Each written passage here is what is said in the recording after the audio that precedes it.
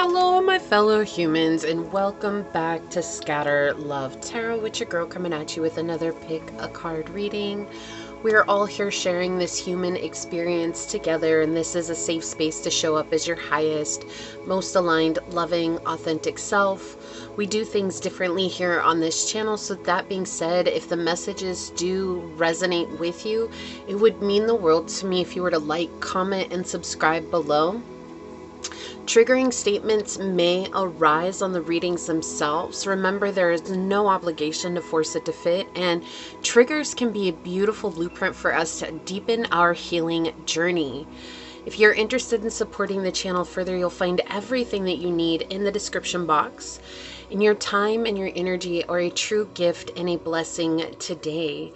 So I was actually practicing yoga when flashbang, a channeled message came in, and it was, your ancestors are over it.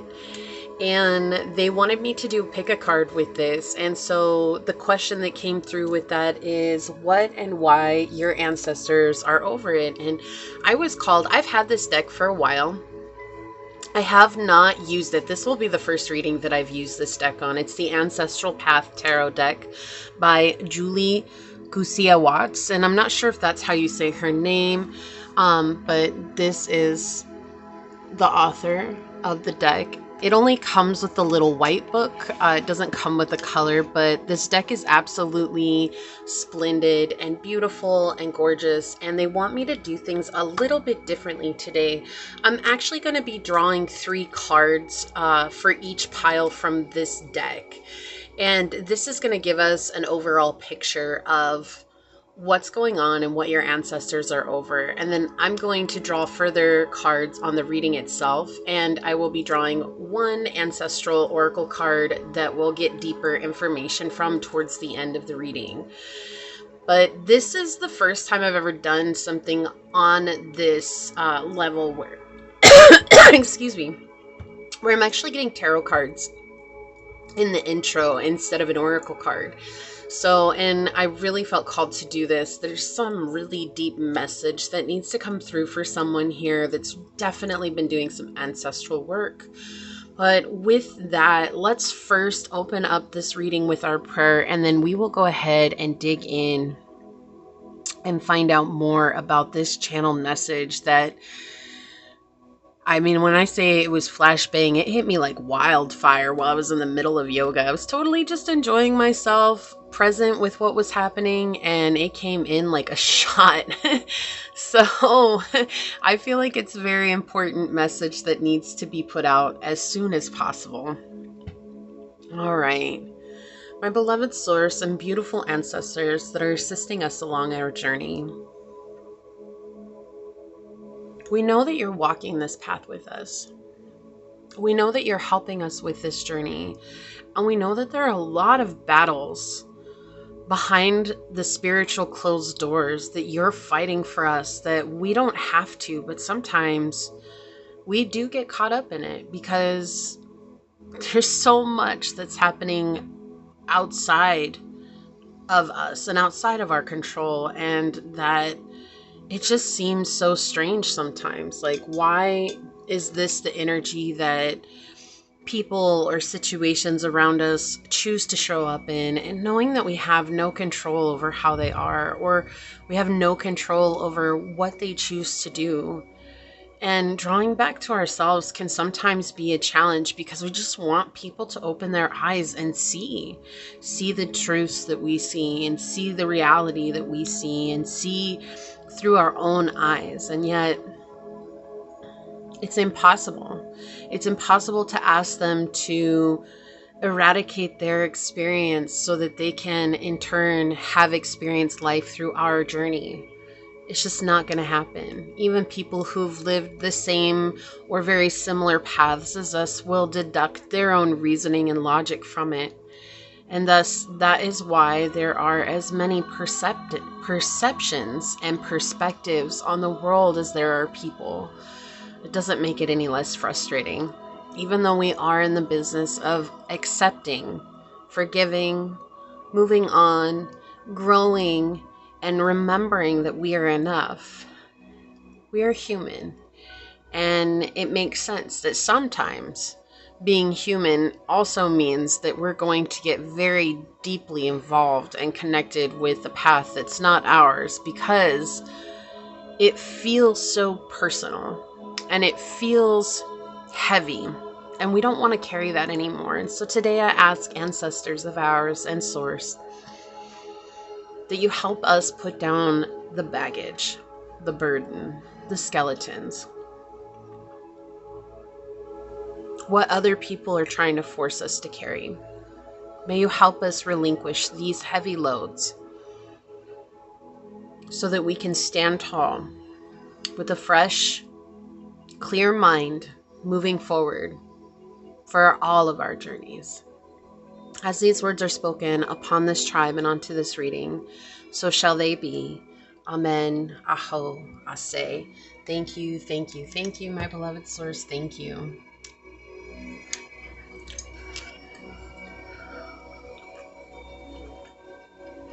And one thing that's actually really interesting is, I have my rituals that I do before I get on to the readings themselves, but I never actually make myself a cup of tea. And I was definitely called to making myself a cup of tea before starting this reading. And so I feel like for some of you, that's when you connect the most with your ancestors. It could be tea, it could be coffee, but I feel like it's a hot beverage. It's almost like a coffee chat with your ancestors, and they're coming through like, hey, we got you, we're here with you. And that is just a generic message that's coming in right away. But I found myself over at the Ninja Maker because it's like a Keurig, but it's by Ninja. I found myself over there making this cup of tea before I actually realized what I was doing.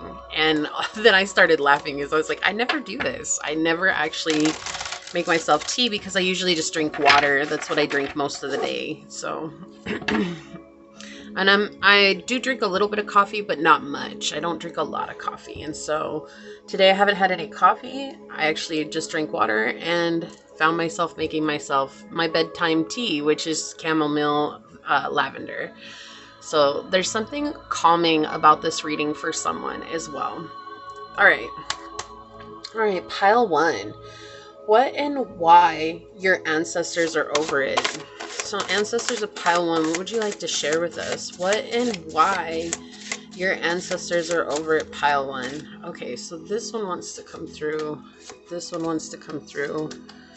Accidentally bent the card. These are a little bit flimsier than I'd care to like for cards, but they are beautiful and worth it. All right. Pile number two. What and why your ancestors are over it. What and why your ancestors are over it. Okay.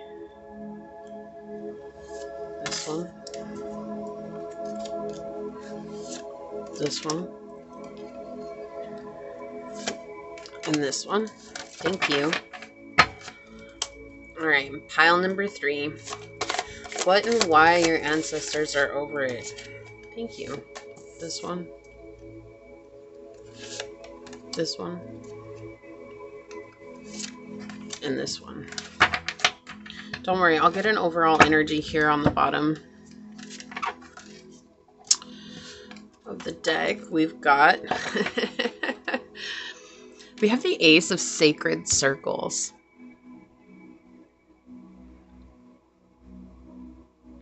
This is such a trip because I kept seeing this card before I even got ready for this reading.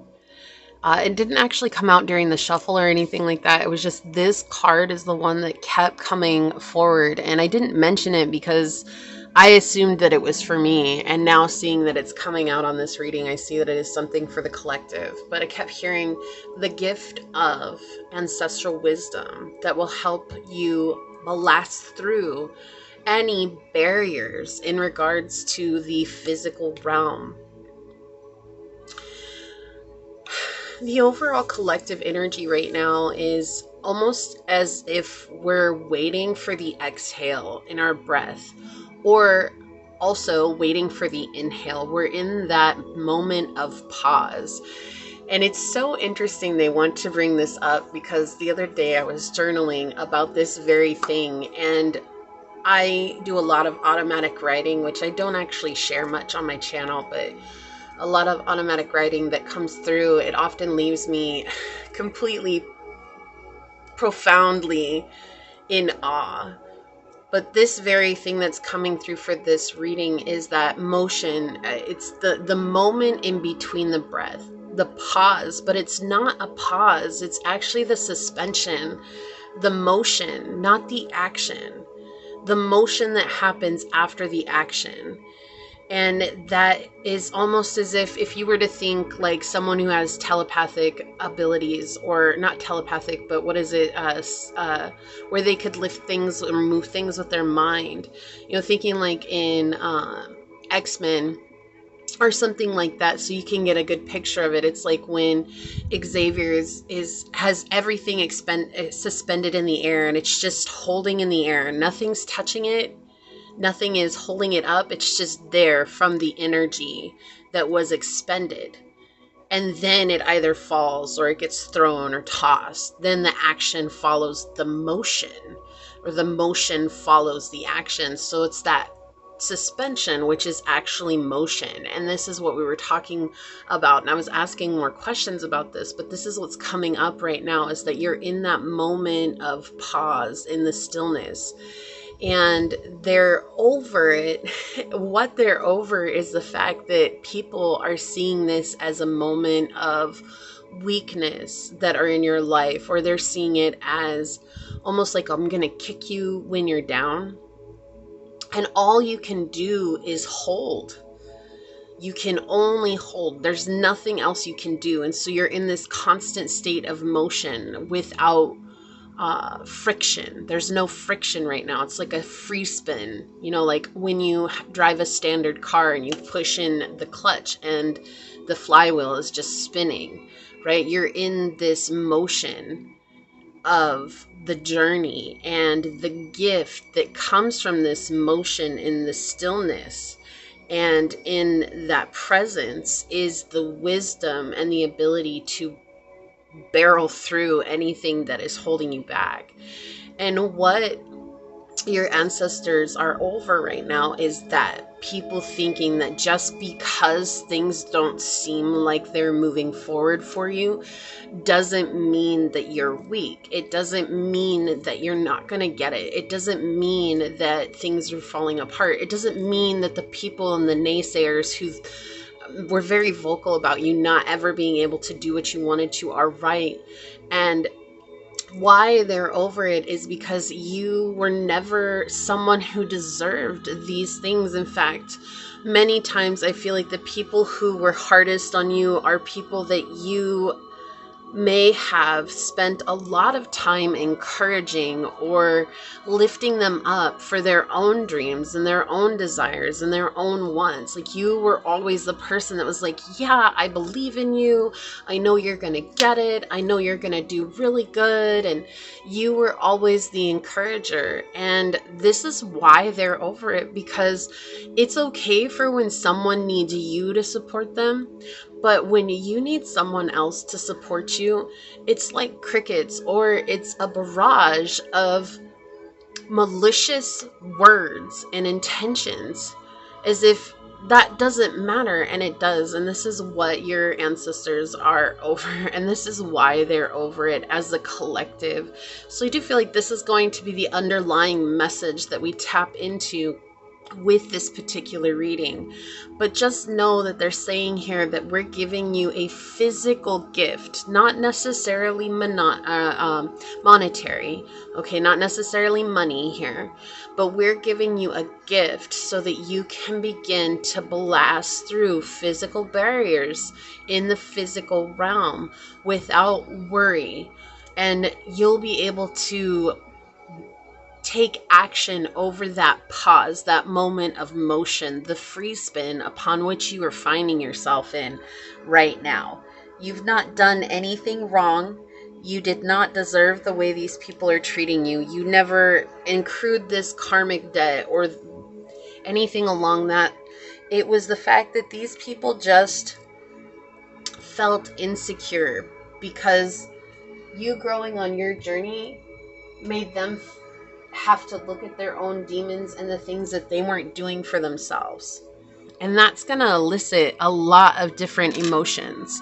We see here the star. This is the North Star off in the distance, shining bright in this card. So you are walking your North Node. You are walking towards your true North here. And you are being assisted along this path. These cards are so massive. It's hard for my poor hands to hold them. All right, so let me get these set up here.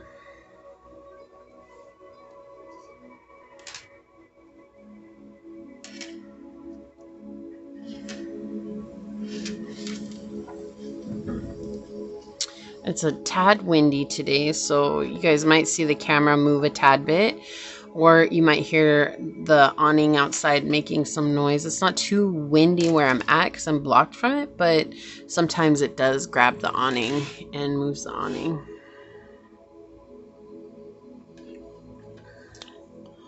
All right, so for pile number 1, we do have this dice here with Neptune on it.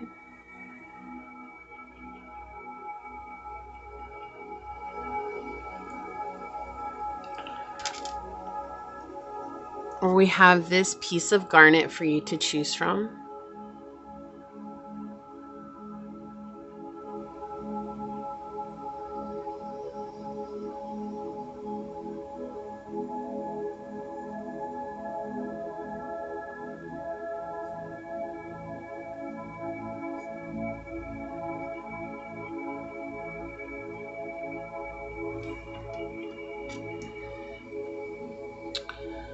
For pile number 2, we have this dice with Mercury on it.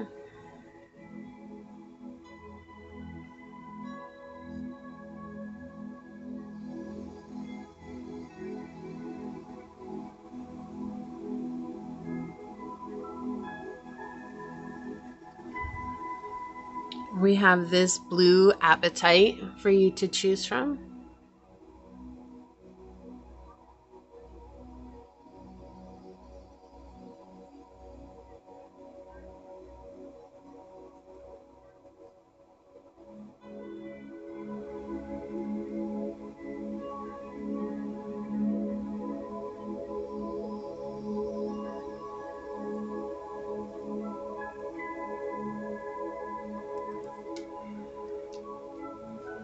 And pile number 3, we have this dice with the moon on it.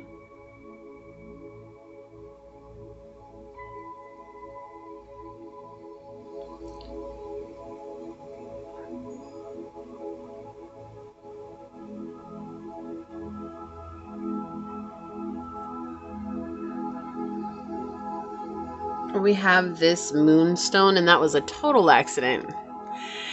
Or coincidence, I guess, depending on how you look at it. It was not intentional for the moon to be with the moonstone. I just now realized that happened.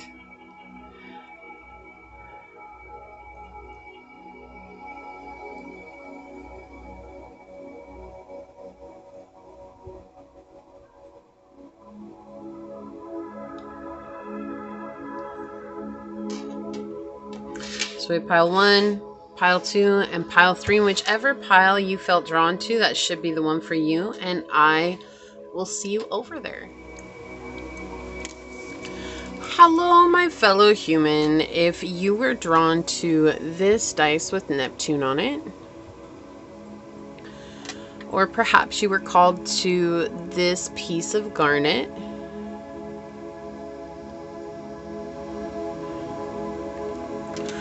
or maybe you were drawn to this group of cards from the shuffle, this is going to be your reading on what and why your ancestors are over it.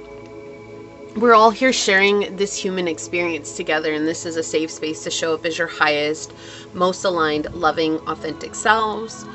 We do things differently here on this channel, so that being said, if the message does resonate with you, it'd mean the world to me if you were to like, comment, and subscribe below. If you are interested in supporting the channel further, you'll find everything you need in the description box below. Keeping in mind that triggering statements may arise on the readings themselves. There's never any obligation to force it to fit, and triggers can be a beautiful blueprint for us to deepen our healing journey. So with that, I'm going to grab one of the Ancestor Spirit Oracles for you, pile one, because we're going to start out with these cards once we get the dice reading. Okay, so I was doing today, if you're like, well, this isn't what you normally do, if you go to the intro, I explained in the intro what is different about today. So this was a very crazy channeled message that I got. So pile one, what and why your ancestors are over it. Okay. Bottom of the deck, embrace your inner gypsy. So we have this freedom, fun, and music coming through for you. This is all about you embracing that fun side of yourself. I feel like that's what you've been doing, but you've had people who have been trying to push back, and especially if you didn't catch the collective reading, take some time if you feel called to check that out, because that's going to be the underlying energy for the whole of this reading today. It was a very clear message that came through. So, ancestors, can you give us a direct message for pile number one about what and why your ancestors are over it for pile one? What and why your ancestors are over it for pile one? I was getting this channel message at the beginning as well for you, pile one, that there's a lot about your dreams and grounding your dreams into this reality. You've been working really ferociously in some instances to do this, and there's just been a lot that's had to go into you creating this life that you desire, and it's been a struggle. And I feel like there's a lot of reminding yourself that just because things aren't happening when you expect them to, or when you think, oh, well, I have to deem it has to be happening by this time, otherwise it's never going to be happening. You know, oftentimes we'll put limitations on ourselves, and we'll stop ourselves from fully realizing our potential because we're putting a limitation on the time frame, or a limitation on how much, or some sort of measurable label or number on it that will keep us from realizing what is actually meant for us. It's going to be different for everybody, right? Your dreams aren't going to come into fruition the same as someone else's dreams, no matter what it is that you're doing. And instead of measuring your success based on someone else's success, allow your dream to unfold the way that it is. And also reminding yourself that your ancestors are not over you. That's not why this is coming through. That there are going to be a lot of people who put additional pressure on you because of that, because they're seeing you struggling, or because they're seeing you getting frustrated that things aren't happening as fast as you thought that they were.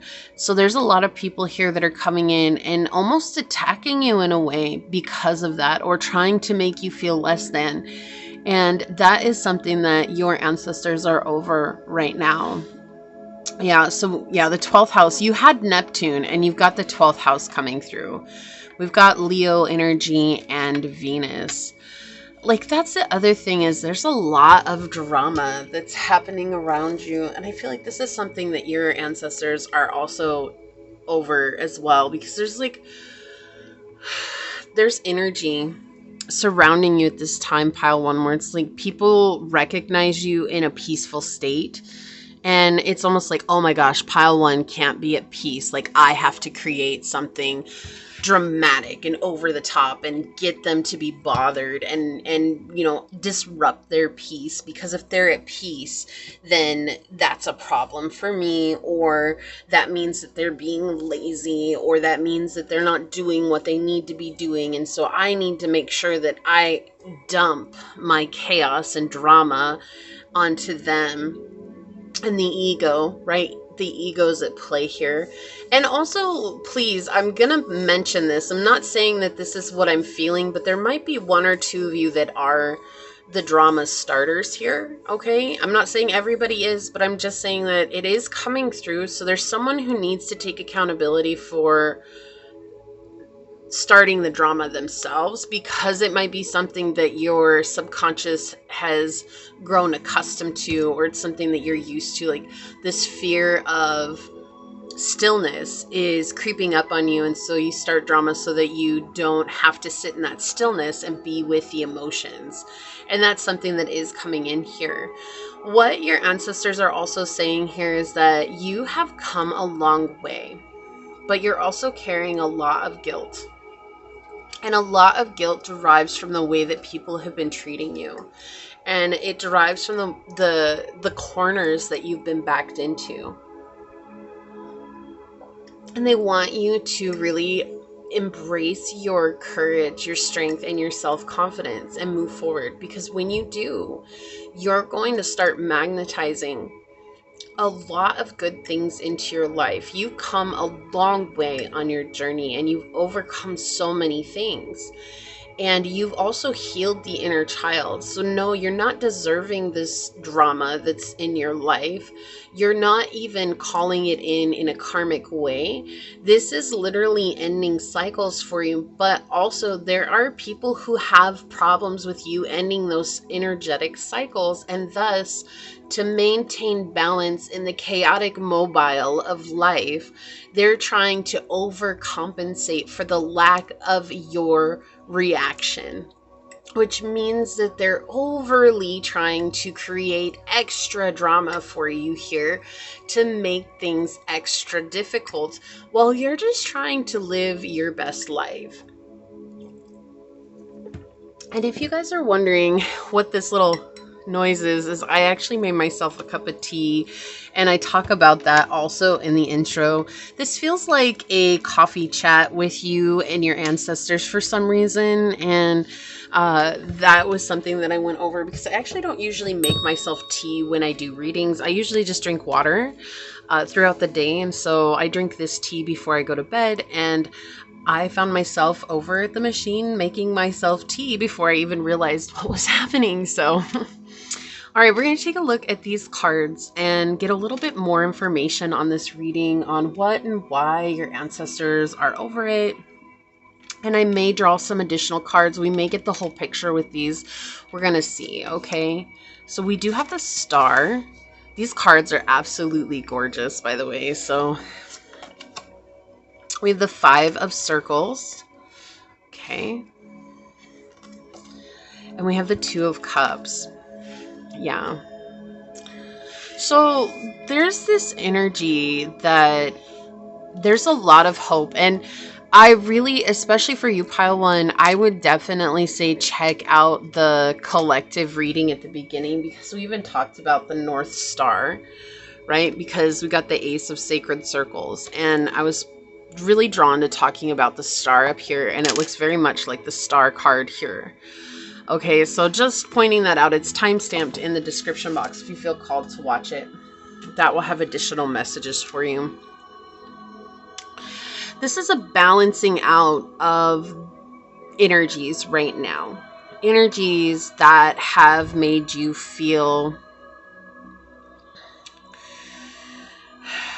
they've made you feel uncomfortable for so long. But again, like coming to that energy of finding comfort in the discomfort. And that's what this feels like. That somewhere along the way, you had grown accustomed to this discomfort. And this could be family, this could be friends, this could be a lover here with the Two of Cups. But your ancestors are saying, like, you do not have to be comfortable any longer in a very uncomfortable situation. Like, it's okay for you to set boundaries. It's okay for you to say enough is enough. It's okay for you to say no when you mean no, and yes when you mean yes. No one is stopping you from that here, because there is a massive shift that's coming in your energy here, especially with the Five of Circles here. I feel like what your ancestors are tired of too, and what they're over, is that you've always deserved love. Like, ever since you were a baby, you've always been a very attentive person to others' needs and others' emotions and what others were experiencing. And so many people took advantage of that. And while that might have been a part of the journey for you and something that may or may not have been preordained, depending on how you see things, right? What we're saying here now is that the desire of your ancestors for you to see that you truly are deserving of having someone in your life that really approves and appreciates and accepts you in this moment and isn't trying to gain a reaction from you, isn't trying to manipulate you, isn't trying to force you into a corner. And that is where you're headed to right now, is manifesting a lot of abundance. But this feels like abundance in love. This really feels like abundance in happiness. Happiness that has maybe eluded you for a lot of your life. Something that feels like home and not a person. Okay, that's not what this is. This is coming back home to self. All right, but also being met with someone else who has returned home to their self and growing from that together.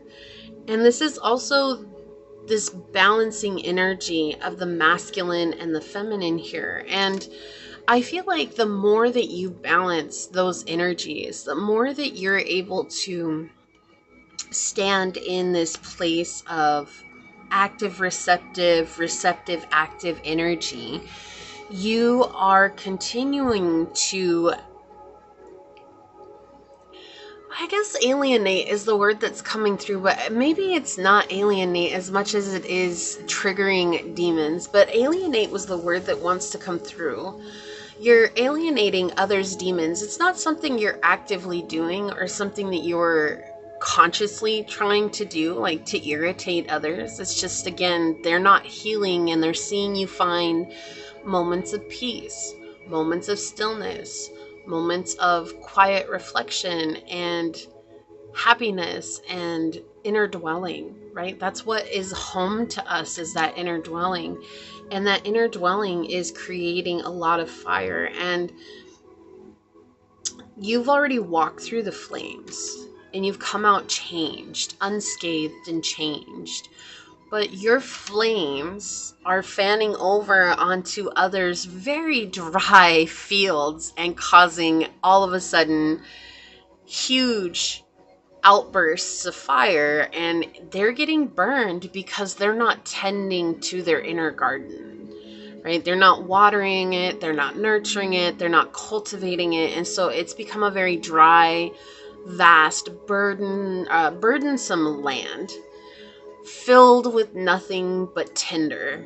And that tinder is lighting very quickly because the more that you raise your vibration, and your ancestors are just really over them treating you like you don't deserve love because you're triggering them by your growth.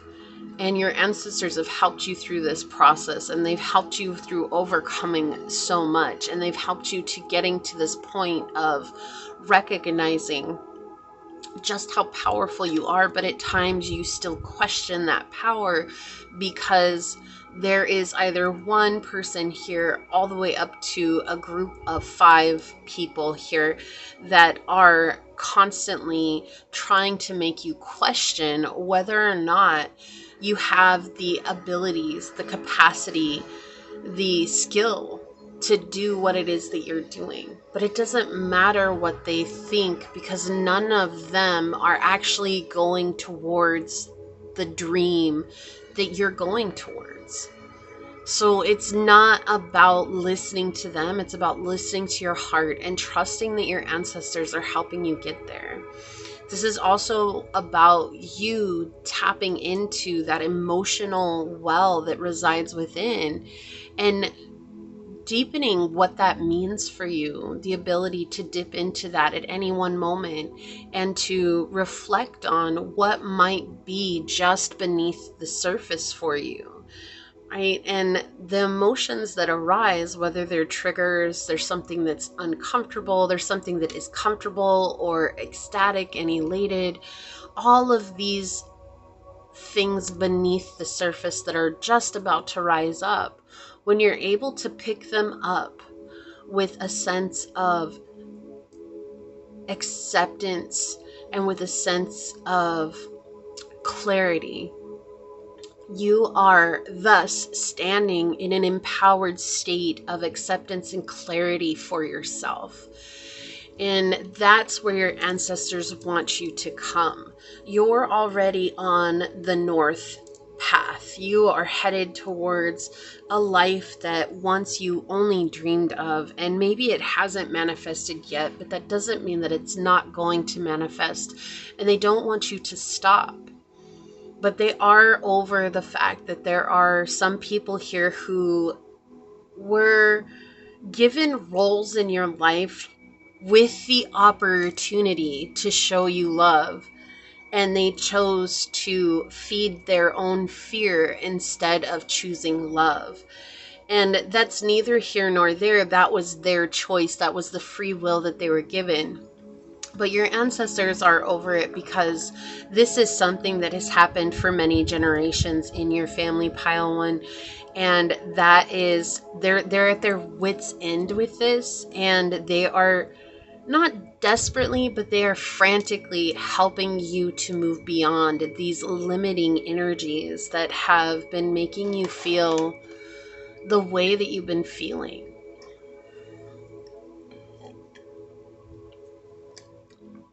I just want to get...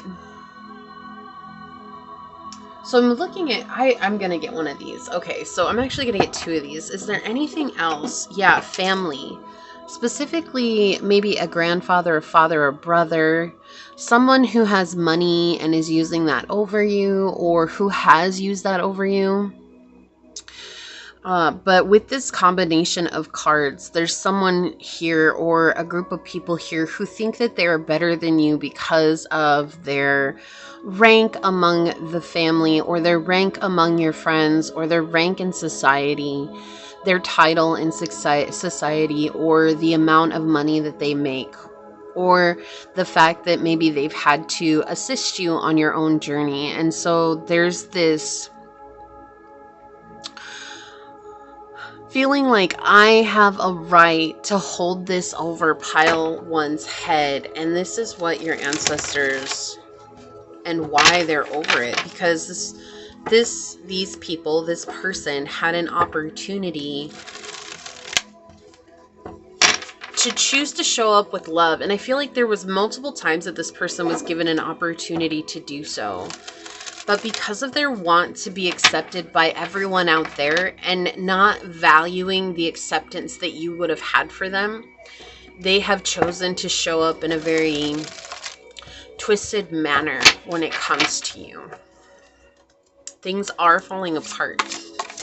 What else would you like to tell pile one, ancestors? Okay. I feel like one more wants to come through. What else would you like to share with pile number one, ancestors? Yeah.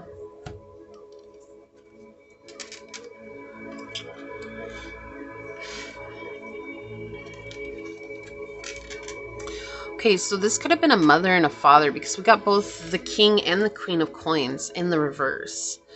And then with the four of swords here, this energy of peer pressure. And we've been talking about that this whole reading, is like people pressuring you.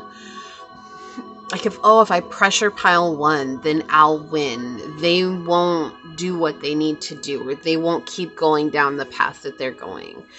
And the queen of coins here is someone who's very vicious when it comes to the material world. Like their only focus is on what is material. Money, your home, your car, the clothes you wear, the shoes on your feet. If that's not up to par for the queen of coins, then she's going to treat you as her lesser. She's going to look down her nose at you. And this has become an act of, if I do this to pile one, then I will mold pile number 1 into someone that I'm comfortable being around. But if pile 1 keeps growing, then I'm uncomfortable around them, and that is reason for me to be even and ever more brutal towards pile 1. It's not right or wrong, it's just simply how they're choosing to show up.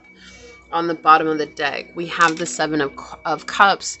And the reason for this is because at some point on your journey, I feel like you were isolated because of these people or this person or this situation. You were isolated, and in that isolation, they believed that they had control over you. And this is what your ancestors are over.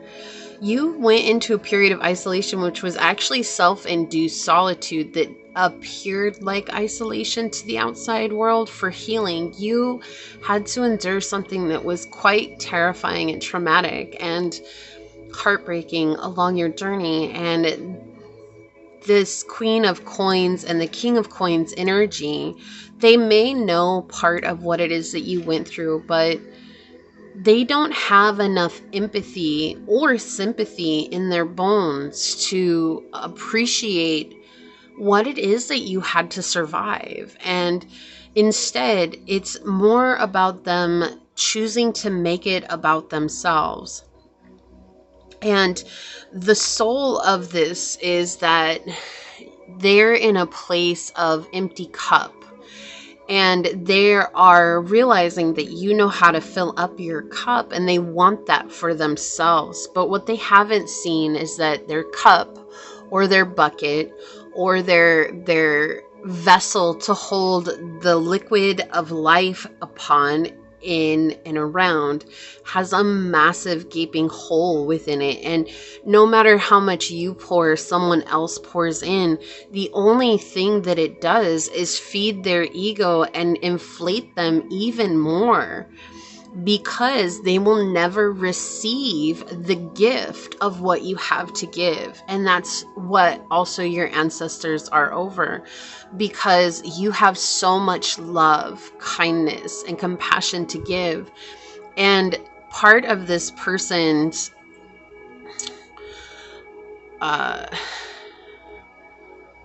I mean, you could call it punishment, but it's not. It's just the intention that they put out, and what they're receiving back is that they have to watch as you give that genuine light to others, and they do not receive it. And that irks them more. And so this is someone who may lash out at you if they see you giving to someone else. And what your ancestors are saying here is that things are shifting for you. You are growing, you are overcoming, and you're moving on. But this person is so driven by how they're seen by society, or these people, they're so driven by how they're seen by society, whether that is the victim, or holding a certain title, or holding a certain status, or being seen as the powerhouse, the one who never gives up and the one who never breaks down, whatever it is. They're so used to being seen a certain way. And that's what drives them to treat you the way that they do. Is it right or wrong? Again, there is no right or wrong in this world. There is just simply as is. And this feels right for this person, but it doesn't have to feel right for you. You have to choose what feels right for you. And that's why it's so powerful when we make decisions based on loving ourselves. So on the bottom, we have the Harris Hawk. Renew the bonds of true friendship and remember their importance. So this could be a friend. Okay, this is someone who at one point you really did appreciate them in your life, but your ancestors are saying that you will have a friend that comes in, someone who is a real friend that will come in, especially with this Two of Cups energy here. Okay, I'm going to move this over to the side a little bit. So we've got the detective here with great powers of observation and intuition, a desire to seek out the truth. Your clarity comes from trusting your intuition. The shadow is voyeurism and falsifying information. So there's a lot of lies from this person. You don't actually see the whole picture. Does your intuition give you insights to it? Yes, but there's actually so much more that's going on beneath the surface. And your ancestors just want you to be aware right now. So we do have the engineer coming out as well. It says the ability to give creative energy a practical expression, talent for designing resolutions to common dilemmas, right? So you are finding resolutions. Those are the lessons, right? The solution, the resolution to this dilemma. And the shadow's reliance on mechanistic solutions without regard for emotional consequences. So they're very robotic in their approach to life. They're very much driven by something that has been built over a mass amount of time. So for them to change would take a huge shift in awareness and consciousness that they're not prepared to embody. And that's why your ancestors are helping to move you from this situation. I also feel like they're giving you very clear instructions to focus on your dreams, to focus on what makes you feel good, to dance, to sing, focus on music. Where is it that you feel welcome? Going those places more often. Where do you feel more grounded? Yeah, the warrior. We have strength, skill, discipline, and toughness of will, heroism, stoicism, and self-sacrifice in conquering the ego. So the more that you conquer your ego, the more it irritates theirs. And the shadow is trading ethical principles for victory at any cost, indifference to the suffering inflicted on others. We said that they don't have enough empathy or sympathy to honor what it is that you've been through. They're not going to, because it's about them right now. And your ancestors are saying that it's okay for you to move on. Yeah. So we have the Father of Water with balance and harmony. This is about growing emotional maturity for yourself, where maybe at one time you were okay with giving your power away to a situation because of the title or the position that these people held in your life, or because you were dependent on them at some point, and so felt like you had no other choice but to be the puppet in their lives. But you're outgrowing that, and you're now recognizing what feels good for yourself moving forward. And that's what's important. The star again. So spiritual rebirth. And this is something you're going through. You're rebirthing yourself on this physical plane. You're no longer playing by the rules upon which everybody says you have to play rules by. You're seeing those as restrictions, which they are. They're limitations to the journey. And you're allowing yourself to free your soul, your heart, your mind, your body from those restrictions to experience what life is the way that you want to experience it. Sky Father, trust in the unknown. You're seeing things from a much higher perspective right now. You're also gaining very clear guidance from source. There's a lot of turbulence in the background right now, and I feel like sometimes this is very overwhelming for you when the situations are not clear, like if this person's really attacking you, or if they're really making you feel bad, or if there's a group of people that are making you feel really bad. There's a lot of turbulent water here, and the reminder from your ancestors is to take space and time to draw away. Go back to a place of stillness. Find a sanctuary, even if it's as small a space as the front seat of your car, away from everybody, or the nook in the corner of the kitchen with your headphones on, or in your room where you can close the door and just sit for a while. Finding a space that you can reconnect, which will help you to trust in the unknown. There's some things that we're not meant to know how it unfolds, but just trusting that it is unfolding for our highest good. All right, I feel like I want to get one of these. What and why your ancestors are over it. What more would you like to share today, ancestors? Whoa, that was a lot. Okay, this is the one that they want. These are going to go back in the deck. I'll show you. We've got magic, growth, death, and caution. So there's a lot of growth and you embracing your magic here. There's also a death that's happening because of you being cautious of what's been going on around you. And trusting in the process is very vital right now. On the bottom, fear.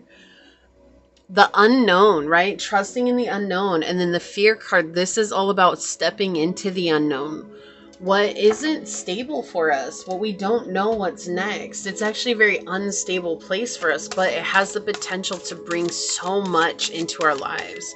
We're going to get an angel number for you, and then we will see what else came through, okay? So ancestors, what more would you like to share with pile number 1? Okay. On the bottom, we have 1717, good fortune. Someone watching over you, good fortune, unseen forces and direction. Even if it seems like you're not making any meaningful progress, things are moving in the right direction. If you see this number, it's a sign that everything will work out in your favor and your dreams will soon come true.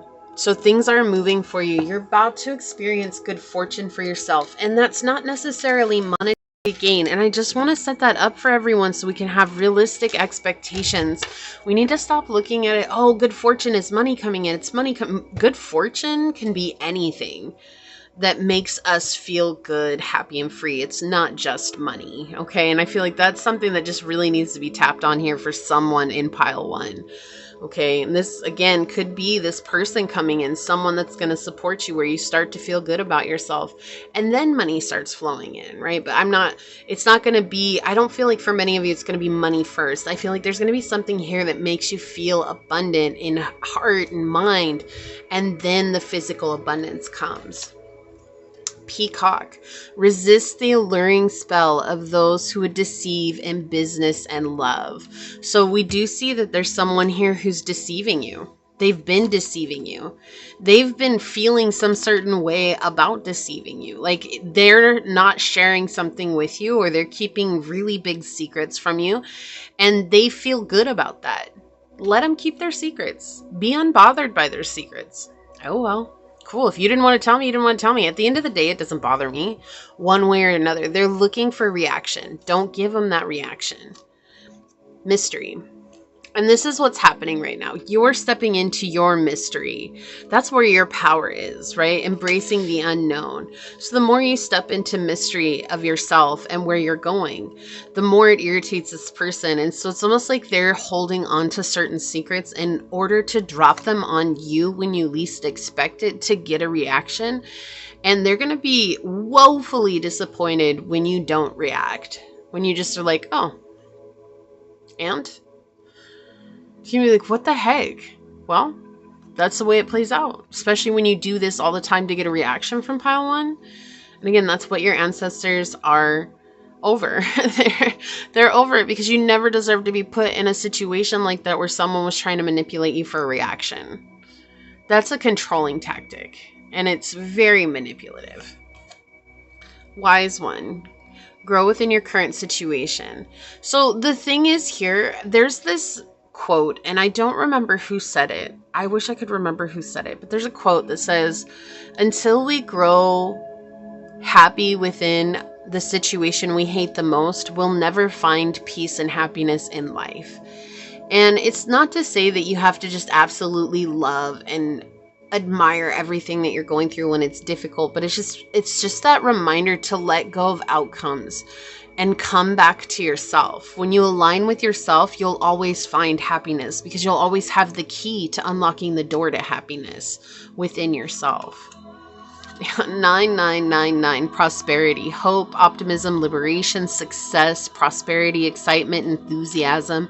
The problems you have today will eventually disappear. Exactly. They're not here forever. Your guardian angels encourage you to maintain a positive outlook on life since your luck may be about to change. It is time to put to use your captivating energy and inspirational personality. Don't let your ego get the best of you.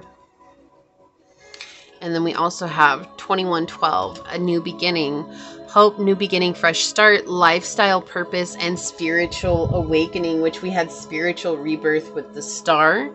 And under that, the altar of air with clarity. So a truth coming in here, a truth about yourself. Look, and didn't we get 1717? And look, the star in this card, in this deck, is number 17. So really powerful if you keep seeing 17 everywhere. It says this is a call to action to move forward. The sooner you get going, the sooner you will accomplish what you set out to do. Those with patience will eventually reap the rewards of their perseverance. So your ancestors are reminding you just how perseverant you are and how much you have overcome already, and to keep moving forward on the journey itself, because good things are coming for you. So I am going to read this one from the book, if I can find the book here. All right, so let's see what we've got. Reconnect with Mother Earth, plant, garden, and harvest. So there's something about reconnecting with the natural world. This is going to help you ground yourself, but it's also going to give you in-depth knowledge for yourself as well. There's a truth here that's coming through, and an opening of the heart.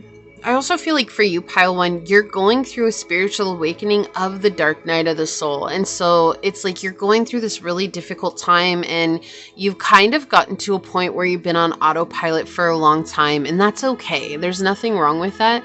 But I feel like things are about to shift, and you're taking it into a whole new gear, a whole new level. And things are going to start really coming together for you, and you're going to be living from the heart space. So let's see what Reconnect with Mother Earth says here for you. It says Incan culture is renowned for engineering and adaptation. Yeah. The Incan people transformed the plains, deserts, mountains, and tropical jungles by constructing roads, buildings, terraces, canals, and an irrigation network. Crop rotation and fertilization were used to produce crops, including potatoes, nuts, maize, pepper, avocados, tomatoes, and quinoa. The Incas appeased their deities with ritual songs and offerings, as, when unhappy, they could cause droughts, floods, and earthquakes, all of which would affect crops. And that's symbolic for our internal world as well, right? The calendar was marked with the religious ceremonies that were held in holy places called huacas. The Incan goddess Pachamama is akin to Mother Earth. She represents the feminine soul of nature and is the provider of life, food, animals, and water. Connected to the mountains, she could cause earthquakes, but also had the power to sustain life. She was ever present in Incan life, and many shrines were devoted to her. Mother Earth is calling you. This card is a reminder of how important it is for you to be outside in nature. You may have drawn this card because you've been too busy to go outdoors, and it's time for you to reconnect with the trees, the plants, and the earth. You're encouraged to learn more about gardening or horticulture. Planting some herbs, tending your garden, or spending more time outdoors will benefit your mind and body. Isn't that crazy too? Wasn't it on your pile that I was talking about how these people haven't cultivated their internal gardens? What a synchronicity. It says, there is great joy in eating straight from your garden. Consider growing your herbs, fruits, and vegetables. If you already grow your own plants, this might be the nudge to get out and give them some TLC. Being out in the garden is great for your energy. It is relaxing for you and good for the environment too. And I feel like this is just really synchronistic in saying that it's so important for you right now to keep tending your internal garden, because that's where you're going to find stillness, stability, and the strength to move forward as this next shift is happening for you along the journey. What a very powerful message that came through for you today, pile number 1. This is what I see here for you. If you felt like this was your reading, leave the earth emoji down below and say, I tune in and tap into my internal garden, knowing that as I cultivate the life, the lessons, the rituals that sustain my cup being filled, I will see the abundance start pouring into my life. And if it resonated, it would mean so much to me if you were to like, comment, and subscribe below. And if you're interested in supporting the channel further, you'll find everything you need in the description box. So with that, I'd like to take this moment to thank your guides, your spirit messengers, your angel source, and my spirit guides for coming together, as well as a special shout out to your ancestors for this beautiful message and a reminder that you are amazing as you are. And until next time, pile number 1, stay human. Bye. Hello, my fellow human. If you were drawn to this dice with Mercury on it, or perhaps you felt called to this blue apatite,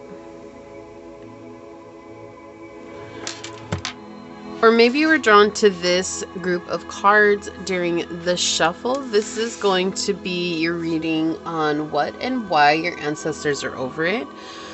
First, we are all here sharing this human experience together, and this is a safe space to show up as your highest, most aligned, loving, authentic selves. And if the messages happen to resonate, it would mean the world to me if you were to like, comment, and subscribe below, knowing we do things differently here on this channel. Triggering statements may arise on the readings themselves. There's no obligation to force it to fit. And also remembering that triggers are a beautiful blueprint for us to deepen our healing journey. So with that being said, I am doing things a tad different today on the reading. And if you would like to know more about what that is, I explain it further in the intro. Also, if you didn't, you might want to catch the collective reading that was done at the beginning as well. There may be additional messages there if you feel called to. It is timestamped in the description box where you found the timestamp for this reading. So with that, I am going to get you one of the Ancestral Spirit Oracle cards first to begin your reading. So for pile number 2, what and why your ancestors are over it? What Ancestral Spirit Oracle card will help us better understand this today? What and why your ancestors are over it? Okay, what and why your ancestors are over it? Oh, it's that one. Okay, thank you. All right, on the bottom of the deck, we have enjoy new beginnings, celebrate, socialize, and change. Okay. So there is definitely a shift that's coming, and I've been feeling this definitely through the reading itself. There is a shift that's happening for the collective, which is great. And I feel like it's because they've been dealing with some really rough people, some really tough situations. So I love that Enjoy New Beginnings came out as an overall energy for you from your ancestors. But let's kind of tap deeper into this and find out what and why your ancestors are over it. What would you like to say today, ancestors, with pile number 2? What and why your ancestors are over it? Okay, so we have the second house. We have Scorpio energy and Venus. Venus also came out in pile number 1. So this is all about self-worth. Okay. This is interesting because I'm hearing that self-worth has been the biggest challenge or the biggest hurdle for you, pile 2. Like seeing yourself through eyes of love. It's just been met with a lot of internal resistance because of the way people have been on your journey and because of what people have said to you growing up and what people still say to you right now. And that is something that has just been a huge challenge for you. It's actually a huge fear that you've had to face, is seeing yourself with eyes of love, because there's this internal belief that's happened somewhere along the way saying, like, if I can see myself through eyes of love, then that means that I have been lovable this whole time. But that grates against the belief of not being lovable or being enough as you are, which is what has been driving a lot of your life because of the way you've been treated. You never deserved that. Okay, and your ancestors are bringing this up right now because they are recognizing the hard work that you're putting forth and seeing yourself as enough, but also seeing that it sometimes is still a challenge.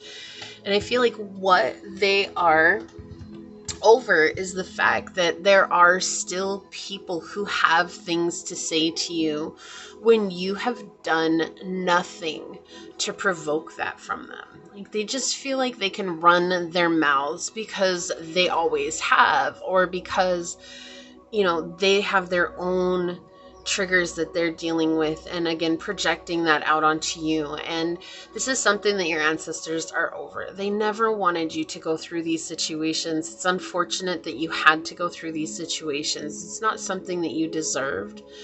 It was not something that you had to pay retribution for from some past life because of whatever. It's just the way it was. And sometimes that's really frustrating too, because it's like, well, geez, so this is how people are. And that's what they are trying to remind you, is that some people are like that. You see the good in people no matter what. You are someone who would give the very last dollar you had in your wallet to someone. You would be someone who would give your shirt off your back to ensure that someone felt comfortable. You would give everything you had for everyone else because it's a type of person that you are. And that has become something like a burden in your life rather than the blessing and the gift that it was always meant to be. And it's an intense energy because you love people as a collective. You love them and you see the good in everybody, even the people who treat you with questionable ways. You still see the good in them, and you are still open to giving and receiving love when it comes to them. But most of the time, in a lot of circumstances, you are the one who gives love and you very rarely receive it. And this is what your ancestors are over. And the reason why they're over it is because it's not something you have ever deserved. This is something that has been hard to break you from the pattern because the belief has been so deeply cemented into your life. You had at one point believed that if you could love everybody deep enough, that would prove to them that you were worthy of love. But the thing is, pile 2, is that if you could have loved these people who didn't have the capacity to love you, if you could have given every ounce of your energy, they still would have been takers. There's nothing that you would have ever been able to give them that would have made them one day wake up and be like, wow, what a gift pile 2 is. What a loving person they are. I'm so glad they're in my life. I'm so glad that they give to me the way that they do. Like, I should go and show them gratitude and give them love back. And the reason being is because they've grown to expect this from you. In some situations, people are just in that energy of expecting others to bow down before them and give them everything without giving anything in return. And these are cycles that you've been going through almost nonstop along the way. And it's because each time you've gone through one, you faced the fear of not choosing yourself.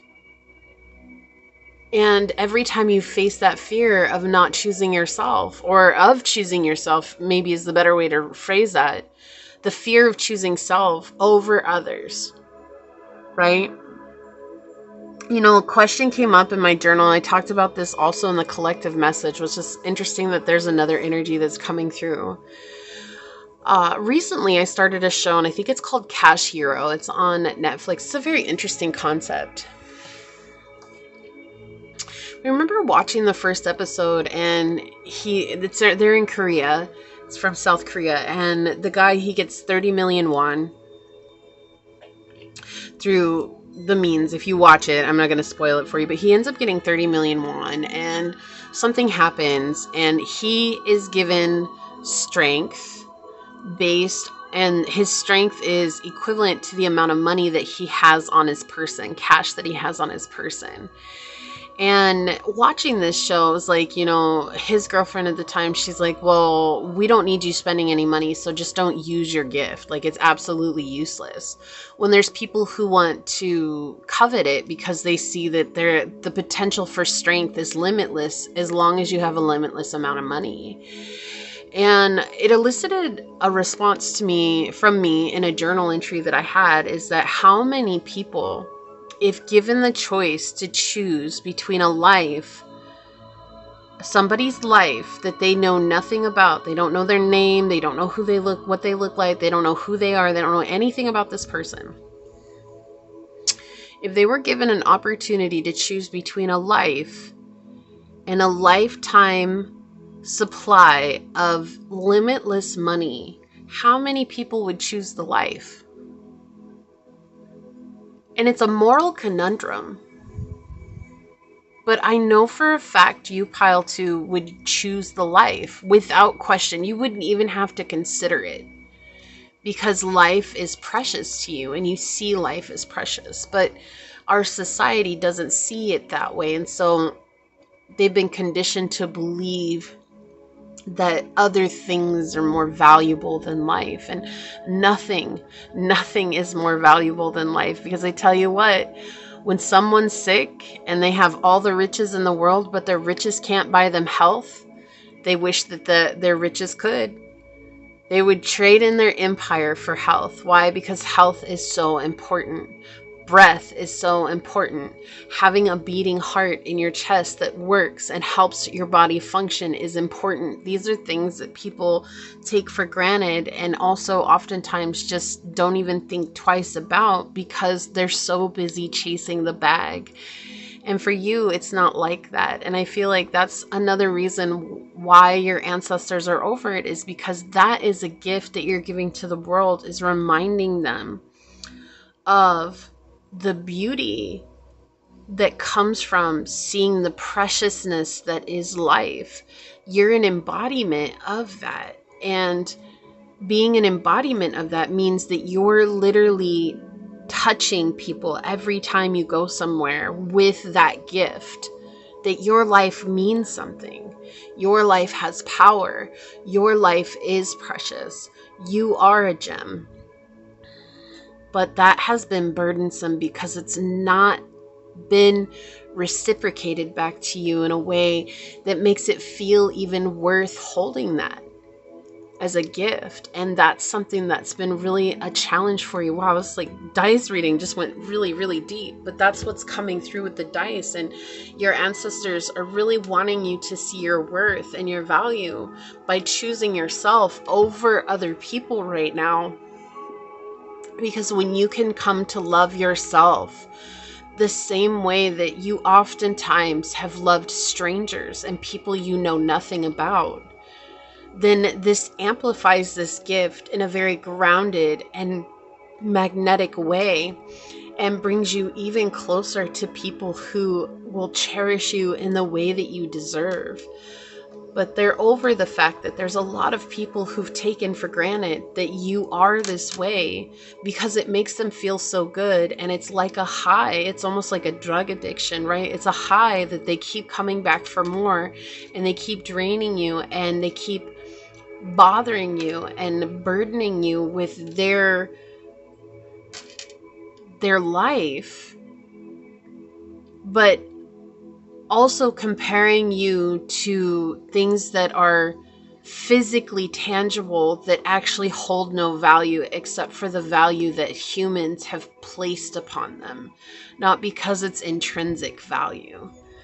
Wow, what a deep reading.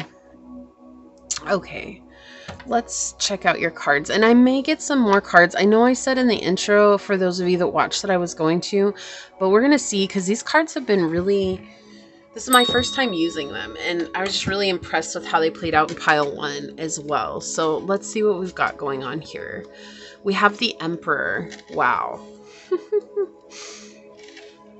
We have the 6 of Staves. Fast moving energy here. Victory over the mundane is what I'm hearing right now. So what everyone else is drawn in by the mundane, everyone else is drawn in by the material world. You're drawn in by the spiritual world and the matters of the heart. And so love is something that's very important to you, pile 2. And I feel like that's why you're going to be given victory over the mundane. So it's almost like you'll be getting riches that people could only ever fathom in their dreams. But to you, it's it's not about the money. It's not about the wealth. It's not about the riches itself. It never has been. For you, it was always about the connection with others. That's something that's very vital to your journey, it feels like. Yeah, with the High Priestess, you see things for what they are.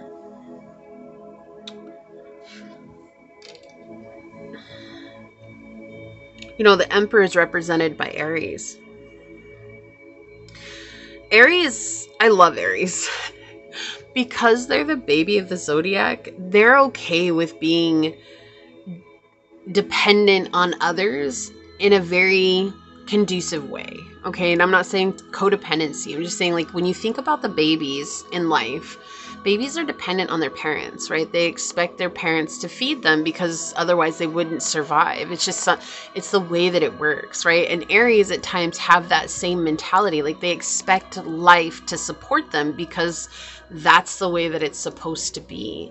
And oftentimes that includes people in their lives as well. And that's something I will always admire about Aries, is just that ability to innocently expect life to support them. And when it doesn't, it's almost as if it leaves them completely confused. Like, what? Why isn't it supporting me? It's supposed to.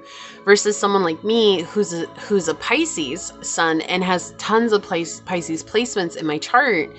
I'm the elder of the zodiac. And so I've, that opposition to Aries, where I've seen all the things that people are, and it's all encompassing, and realizing that I have to support myself in order for life to support me. And so there's an innocence in that energy that the Emperor is able to bring forth based on the ruling of Aries, but also at the same time, right? And isn't that interesting, because the high priestess or the popess is Pisces energy as well. And so we see that coming full circle, is realizing that that's what's going from the physical support of the world, getting mastery over the mundane, while also attaining the wisdom that comes from experiencing all of life. And what your ancestors are over is the fact that people have been taking for granted the wisdom and the grace that you bring into their lives. And through that, I also feel like Mastery of the Mundane talks about how one day you're going to open your door and there's going to be people standing outside, figuratively and maybe literally, that are asking for your wisdom because it has transformed them in a very powerful way. You've gone the full cycle. This is the closing out of a cycle right now. And it comes from having this mastery that's coming. Something very fast here is going to happen. I feel like this is going to take you by surprise as well. So it's like, maybe you are working to manifest something, but I feel like maybe the beginning of your journey, it was about money, but it was more about the money so you could help more people. Then it was like, I'll just do this because at least I'm helping people. At least I'm making a difference. At least I'm, touching different lives and having this ability to feel fulfilled because I'm able to inspire others or to motivate others, or whatever it is that you do. But there's definitely an energy around you. It could be one person, it could be multiple people, it could be a situation that you're experiencing. But again, it feels very oppressive, and it also feels very controlling in the sense that they don't want to give you away. They want to keep you to themselves. They want to keep you behind closed doors. They want to benefit from all that you have to give without sharing that. And there's a person, or there is a group of friends that are coming in that are literally lifting you out of this situation, and that's bringing something full circle where you're going to be loved, admired, and cherished by these individuals because they are seeing the value of you, not what you have to give to them, not what you have to bring to the table, but recognizing the value of you and realizing that that's something that you are someone they want in their lives.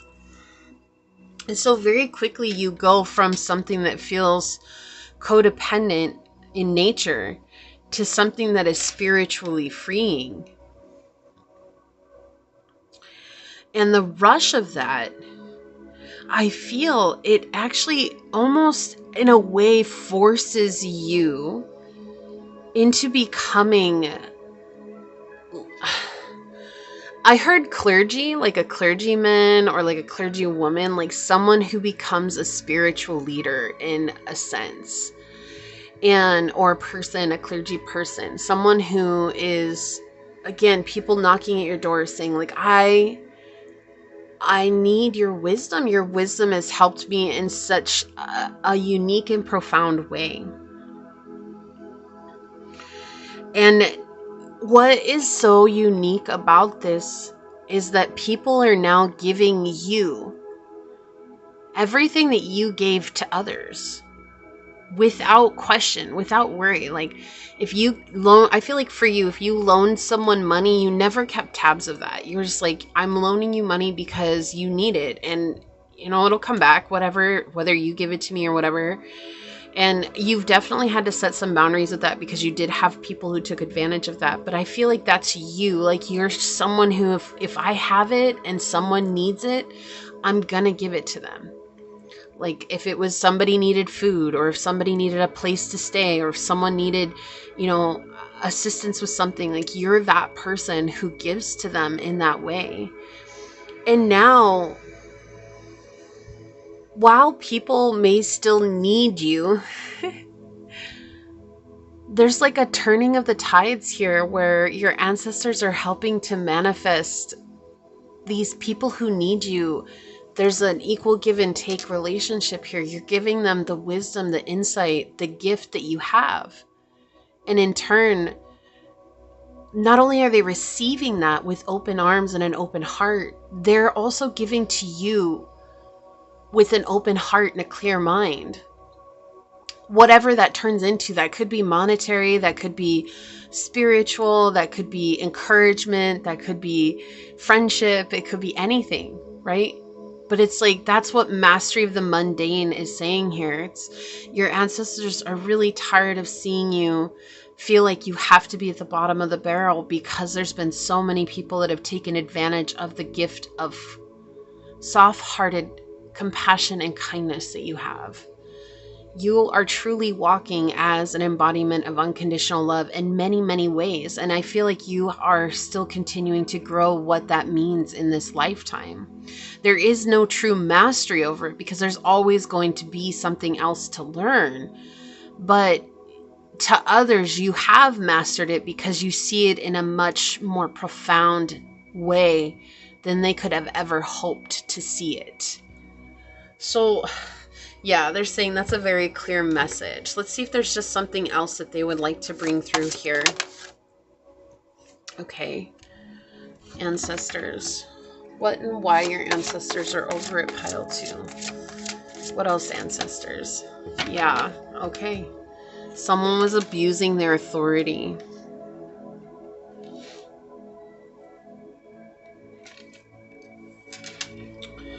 And I feel like this is someone who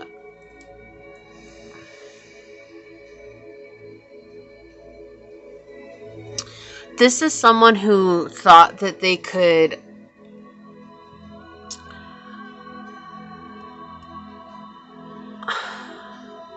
this isn't even about manipulation. This is about overpowering someone. This is someone who thought that they could overpower you in the physical world via their words, their actions, how they, you know, like their emotional output onto you. And it's funny because I feel like while there's times when you do feel the pressure from them, this could be, again, a group of people, one person, or a situation. When you feel the pressure from it, it may make you unsure of what's next. But I feel like you've had to learn through this to put down the triggers of the emotions as well as the thoughts that send you down the rabbit hole of believing that what you give isn't worth anything, and recognizing that this is who I am and it must mean something. It must be worth something if this is the way that I am. And you see here, he has the baton and the coin in his hand here in the magician card, okay? And she has this massive wand.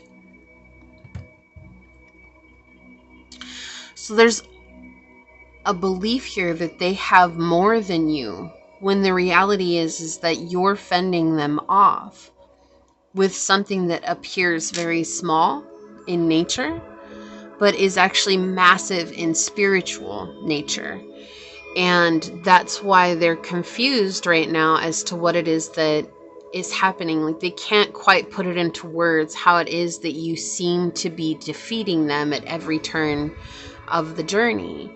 And it's because your ancestors are fighting a lot of spiritual battles for you, but also they're helping you, right? Again, mastery of the mundane. The Emperor's a very physical representation of the world, someone who rules over a realm, an empire.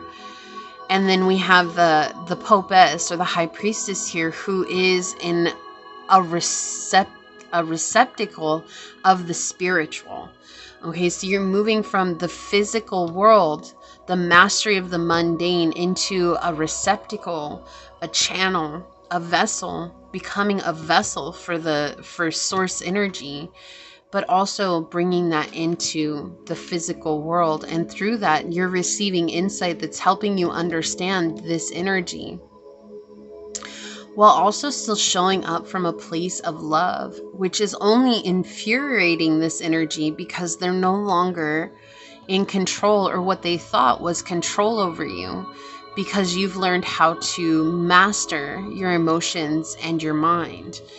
And your ancestors, this is what and why they're over it, is because you never deserved this in the first place. But why they're over it is because this person is just not taking the hint. They're just completely clueless. Like, they really think that the more that you become silent, or the more that you choose not to argue back, and the more that you do things differently than the way that you once have done them, that they believe that they're winning. But they're also getting infuriated by it because of those lack of reactions.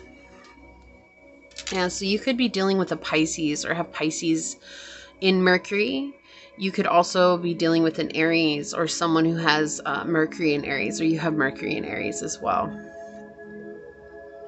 They have a skewed perception of the world around them. Okay? And this is someone who is trying to force their beliefs onto you. You must believe the way I believe. You must see the world the way I see it, because there's no other possible way that we could see the world. It only works in one way, and you just don't accept it that way. And so your ancestors have definitely been working overtime to help support that gem that you've been given, but also support the mindset that you've been given along the way as well. Like, we should help others. We should be there for each other along the path. We should be lifting people up, reaching out a helping hand, not to drown ourselves, but as a reminder that we're all humans living this human experience.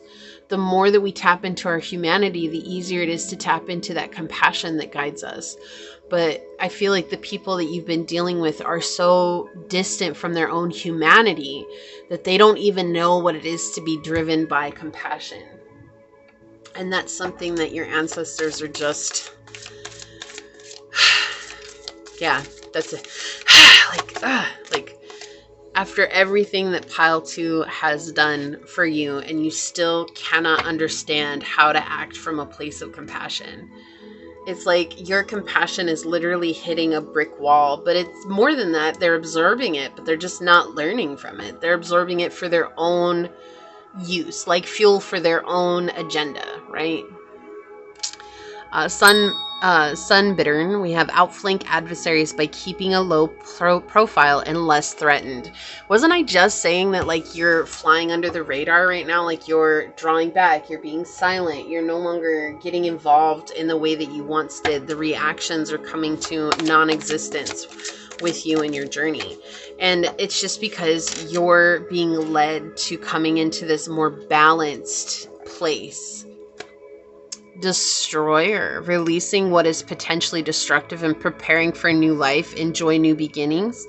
And we have the shadow as intoxication with destructive powers, destroying others' dreams or potentials. So we see the light and dark aspects at play here. The dualistic nature of this connection or of the situations that have been in your life. You're someone who's preparing for new life. You're also giving a leg up for a lot of people to prepare for a new life as well, if they're willing to take that. But you've also been in situations where people have tried to destroy your dreams. And they've been obsessed in a way with destroying your dreams, and it's all for control. It's all for control.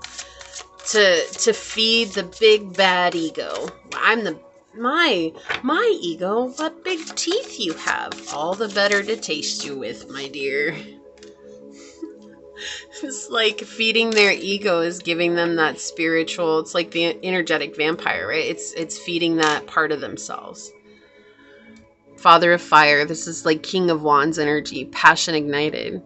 But see, you're already walking through a change. You're already becoming untouchable in a way where you've had to choose your passion. You've had to choose what was right for you. But every turn, there's been someone that's been trying to knock you down. And I feel like that's something that your ancestors are over as well. It's just like, you know, everybody sees you as potential threat, but there's nothing even threatening about you, pile 2. And I feel like for you, it's been really hard to see it that way. Like, you may be believing that you're super intimidating, or that people aren't ready for you, or that, you know, everybody's going to have a problem with you no matter where you go, right? It's because these people have been attacking you and attacking your dream. And part of your dream has been being a gift to humanity, a gift of compassion, a gift of love, a gift of kindness. And that compassion, love, and kindness is so valuable, but there are people who just don't see the value in that right now because they're not open to that.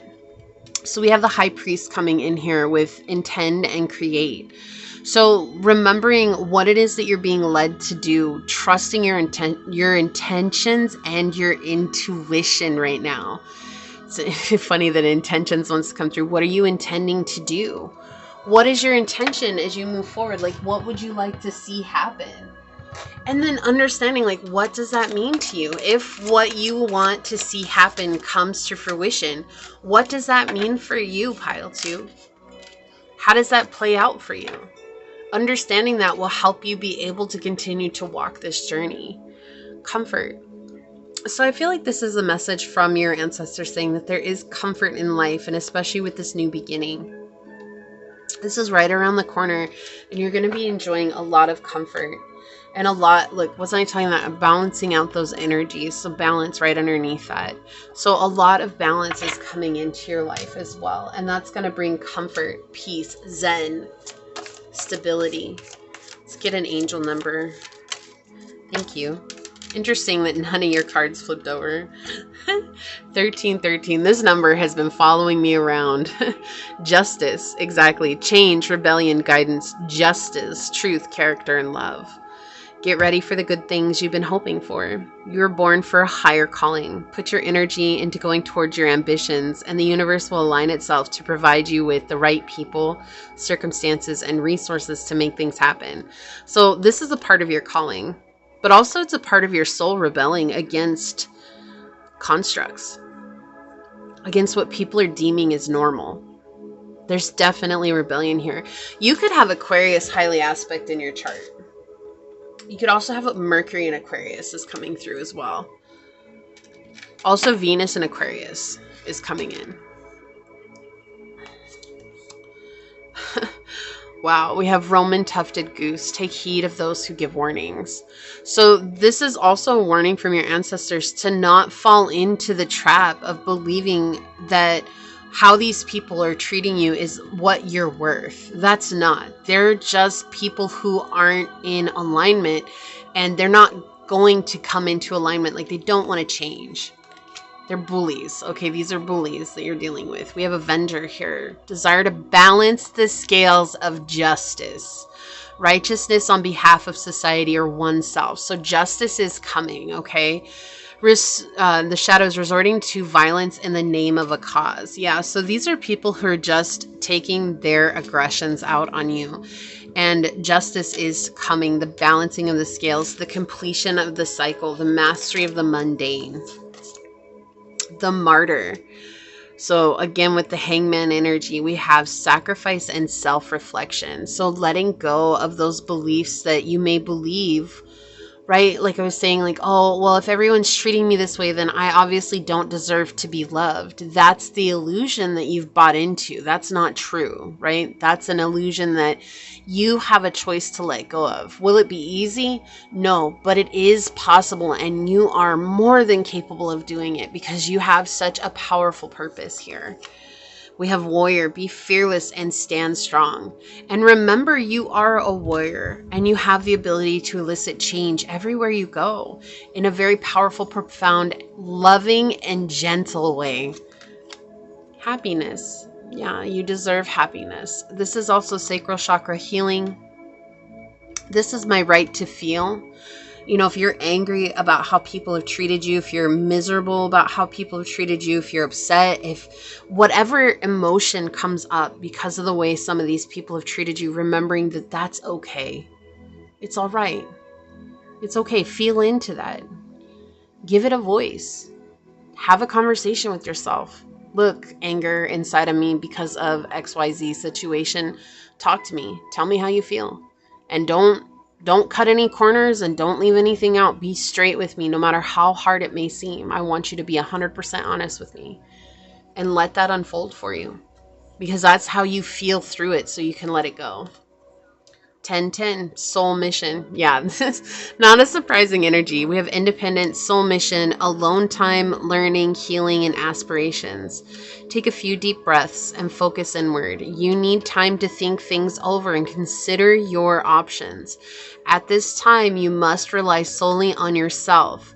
You might not believe it, but you're headed in the right direction. What appears to be a lull in activity is just a natural part of the process.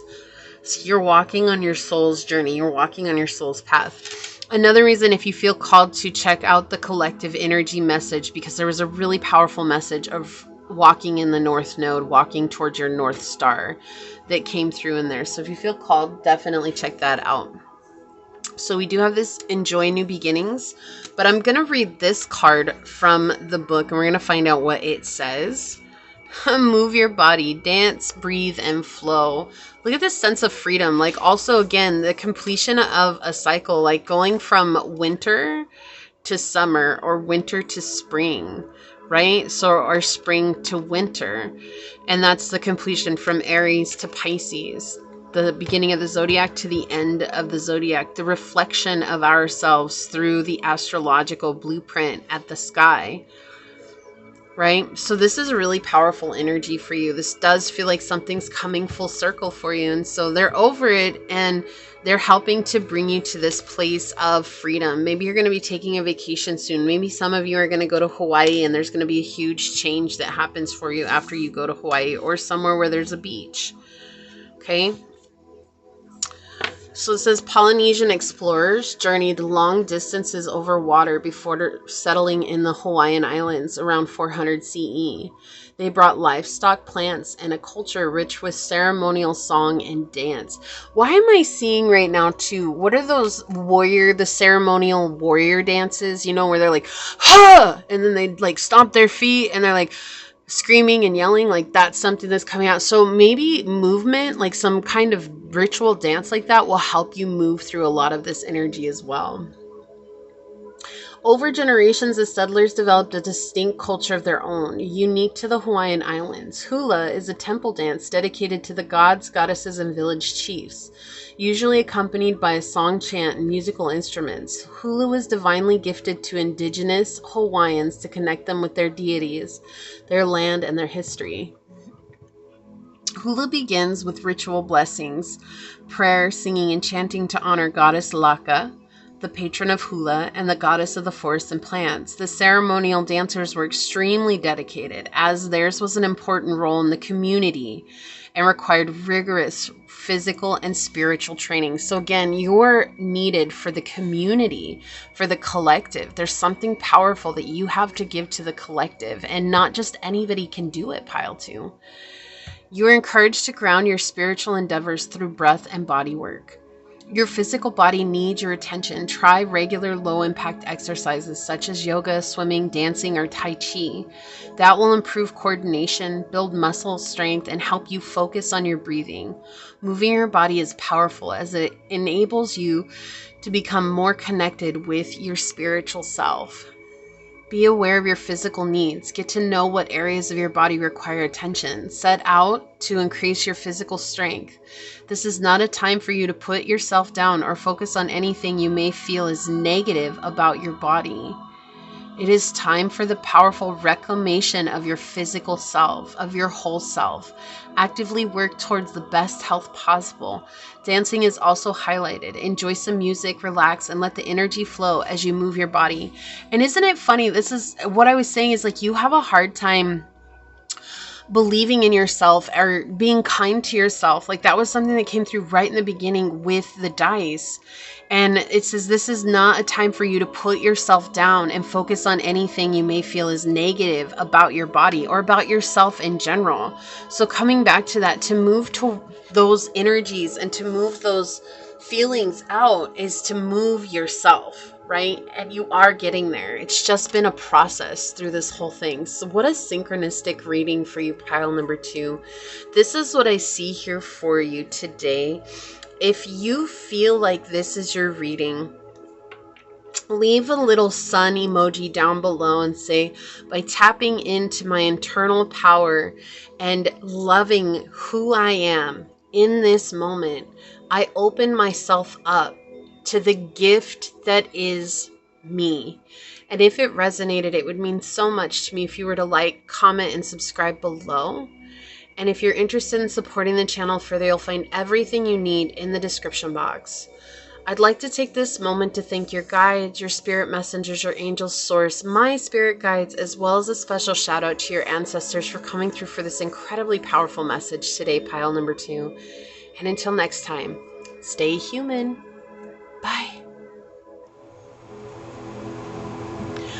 Hello, my fellow human. If you were drawn to this dice with the moon on it, or perhaps you were called to this moonstone, which was a total coincidence or synchronicity, however you choose to look at it, or perhaps you were drawn to this stack of cards, this is going to be your reading on what and why your ancestors are over it. First, I'd like to say that we're all here sharing this human experience together, and this is a safe space to show up as your highest, most aligned, loving, authentic self. We do things differently here on this channel, so with that being said, if the message does resonate with you, it'd mean the world to me if you were to like, comment, and subscribe below. Triggering statements may arise on the readings. There's no obligation to force it to fit, and keeping in mind that triggers are a beautiful blueprint for us to deepen our healing journey. Your time and your energy are a gift and a blessing today. So with that being said, we'll go ahead and hop to it. I am first, I don't know why I wasn't shuffling these. I feel like for you, there's a bit of a delay with the message that's coming through. I'm going to get one of the ancestral spirit oracles, or ancestor spirit oracles, and we'll have that to look at later. And just really quickly, I just feel like everybody needs to know there's the option to check out the collective message in the beginning of the reading, which is timestamped down below as well. It was a really powerful message that came through. If you feel called, I would encourage you to check that out, but there is no obligation. So what and why are your ancestors, what and why your ancestors are over it? What and why your ancestors are over it? What would you like to come through, ancestors of pile number 3? There we go. That's the one. Okay, bottom of the deck, we've got respect your physical body. Detox, rejuvenate, relax. Yeah, okay, there's like a delay response here, especially with that idea of detox, relax, rejuvenate. So there's something that's happening that you're needing to step away from everything that's going on so that you can reconnect with yourself. It's not even with the journey. This is with yourself. You have been all over the place. Maybe your energy has been pulled in every different direction and you have been trying to accommodate so many different things, pile 3. And I feel like your ancestors are over the fact that so many people are demanding your attention and then getting angry when you are trying to set boundaries, or maybe being extra pushy when you're trying to set boundaries. And why they're over it is because you deserve to be respected. That's something that's very clear here, but there's this essence of the pause. And why I was bringing up the collective message is because that was a huge portion of the collective message. And out of all 3 piles, right away, yours is resonating with that message of the pause, the in-between, the waiting for the exhale, waiting for the inhale. And I explained that a lot deeper in that message, but there is this essence that when you pull your energy back and when you take it for yourself, especially considering you had the moon dice and the moon stone, there's this renewal of your energetic and emotional body that will help prepare you for the shift that's coming. I feel like it's important for you to have a full cup with the shift that's about to arise in your life. And taking initiative now will help you be able to take initiative when the switch happens, when the change happens. This is it's a very swift moving change. But I don't feel like this is going to come in like a wrecking ball or anything. I feel like it is going to come in fast, but it's not something that's going to upset your life, but it will be something you need to be prepared for because you're going to be in high demand. And that's why they're over it right now, is because right now is your opportunity to release and let go of all the culmination of your healing journey that has been happening up to this point so that you can be refreshed for what's next. So this is an increase, it feels like an increase of popularity, of finances, of responsibilities. That's what it is. It's an increase of responsibilities that will absolutely be demanding of your energy, your time, and your effort. And it's not something where you're going to be able to put it on the back burner, or you're going to be able to say, okay, I need to do this other stuff before I get to this. There's something that's coming to the forefront of your journey that's going to be demanding your energy, but it's going to need you, pile 3, at your best. And that's why it's very important now to start setting very strict, these have to be strict boundaries, not solid. This is a strict boundary where it's like when you make a promise to yourself, keep that promise to yourself. When you say you can't, keep that promise, right? This is about keeping it to yourself, keeping the promise to yourself. Wow, this is already. So let's get into it. What and why your ancestors are over. Ancestors of pile number 3. What and why your ancestors are over. What would you like to share with us today? Yeah, the ninth house, we've got Neptune energy and we've got Pisces. So you could have Pisces in Neptune, you could have Pisces in the ninth house. Pisces, third house is coming through. Sagittarius, rising, moon, and Venus. We have Sagittarius and Uranus coming through as well. I also heard Pluto placements, like very prominent Pluto placements. So there's already, like, I feel like for you, Pile 3, you're very used to the change and the chaos that change brings, and and prepping for it. But this is something spiritually that's shifting within you. And I feel like what your ancestors are over is that people feel like, or there's been people who have been almost accusing you, or also there's like derogatory energy coming in as well as condescending energy coming in when it comes to your spiritual path. You're continuing to rise up, step up on the journey. And there are other spiritual people who are telling you that you're in the wrong, and I use that loosely because they might not be spiritual. They might just be trying to identify as spiritual, and they're not actually doing the journey. There's like a really odd energy right now. This is almost like, okay, so like if you go to a church, this is the example they're giving me. You know, you go to a church and you attend the church, and at first you really resonated with this church, and it gave you a community, and you really connected with everyone there. And then you were led to do some research, and you started doing some research, and it started expanding your spiritual aura and your spiritual mind even more. And suddenly, the church that you resonated with, you now don't resonate with. And that may feel really uncomfortable, but it's because everybody has like chosen to stay at a certain level, instead of, it's like, oh, well, we're going to tell everybody that you need to do this research or you need to grow in this way, right? But no one's actually choosing to do the work. So it's like a person who claims to do shadow work but doesn't do it, right? There's a lot of people like that. There's a lot of people that have used the meaning of what shadow work is to fit their experience, and then that's it. They just stop. They've like reached a tap out level, like, oh no, it's too uncomfortable for me to go on.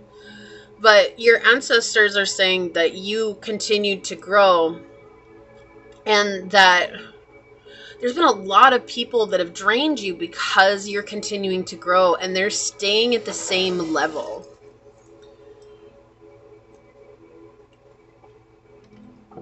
And they might not even be spiritual. It might just be like you've been trying to help people around you grow, and they're not with it. They're not tuned into that program. They're like, well, I don't know what you've been watching or what you've been taking, but I don't want any part of it. And it feels really, there's just an offset here. And it feels really disruptive too. That could be even at work, right? But again, with the ninth house, this feels like what it is that you're learning about, how you're expanding your mind, how you're expanding your spirituality. And there's this energy that is where it's like they're judging you because you've chosen to go above what it is that they all believe. And they're being vocal about that judgment, because they might not understand where it is that you're coming from. Or like if at work, say you're learning something for work, like maybe you're a lawyer or you are a philosopher or a teacher or something like that, and you're just doing, you know, general work to keep up with the times and to make sure that you keep gaining knowledge. And your knowledge is always shifting. It doesn't mean that you didn't once believe what everybody believed, or you didn't once be in the same, they said genre. That's what they said was genre. It's like you're shifting genres. But it's like you were at that same level as everyone else. And because you kept doing personal development and personal exploration, you've gained even more wisdom. You never stopped learning. And this is creating uncertainty for you because you're like, wait, hold on. Like, I'm getting judged by people who I once resonated with, or people who we were on like the same level. And this is creating an uncertainty.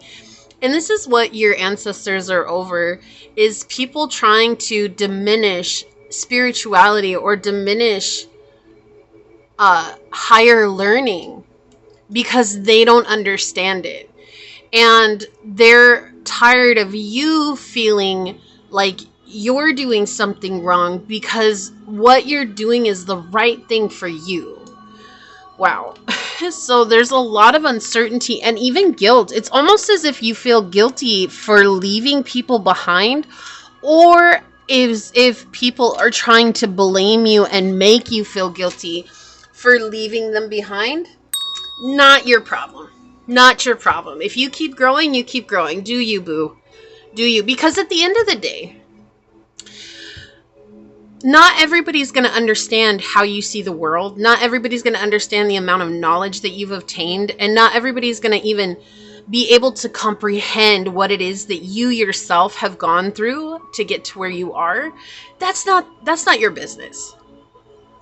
And what you do with your time, that's not their business. And people making it their business, that just shows you where they're at on their journey. So let's see what we got here. We've got the Hermit. Yeah! Okay, so for sure, the Star has come out, and that came out in the collective reading again. So I know I keep pointing towards that, but after this reading, you might find further messages because this Star keeps appearing, and it appeared in the collective reading. But exactly with the Hermit, this is like a time for you to go within and to gain the wisdom and integrate that wisdom. It's like applied knowledge, right? Everyone says knowledge is power, but knowledge actually isn't power unless it's applied. It will never turn into power just floating around in our craniums or in our noggins. It will turn into power once we begin to apply it. But there's a lot of people out there who go and they attain as much knowledge as they can, but they never apply it. They never put it to use. So what good is it? It's like collecting a whole bunch of material things and letting it clutter up and become a hoarder's den. You've hoarded knowledge, but you're not sharing it with anybody. Whereas for you, Pile 3, it does feel like you are sharing it with others. And you've reached this point where you're seeing this opposition, this polar opposite energy. We have the Empress. Wow. And we have the Prince of Swords, which is the Knight of Swords. This is like certainty. So what and why your ancestors are over it? Because you've shown the fact that you are capable of understanding, retaining downloads, getting guidance, receiving messages from spirit, from source, from the spiritual realm, from the physical world, from others as well, and then using that to, like, is this real information? Like, is this something that I can prove? Is this something that has been talked about on a deeper level? Like, a lot of philosophical energy is coming here. Even with the Hermit, it feels very philosophical. You may have Sagittarius highly aspect in your chart, or have a 9th house stellium is coming in here. And what they want is for you to be comfortable standing in your truth, whether or not people resonate or they don't with that. Like, if people don't resonate with it, like I was saying earlier, that's not your problem. If they do, even that's not your problem. I was watching this channel that I watch with this guy, and I can't remember the name of the spirit that he channels, but he channels the spirit, and sometimes I really like listening to the spirit talk because it's so matter of fact. But one of the guys was asking a question, and he goes, well, because you help us, you're trying to help us so much. And he goes, no, I'm not trying to do anything. What I am is being, and as I continue to be, maybe that inspires you, and maybe it doesn't, but I'm not trying to do anything. And I loved how that came across, but that's exactly the type of energy that they're trying to impress upon you right now, is that everybody in your life is trying to tell you who to be, or all these people who are on a similar journey as you, they're trying to tell you who to be. And you know, I even had to say this at one point. It's like spirituality is all encompassing.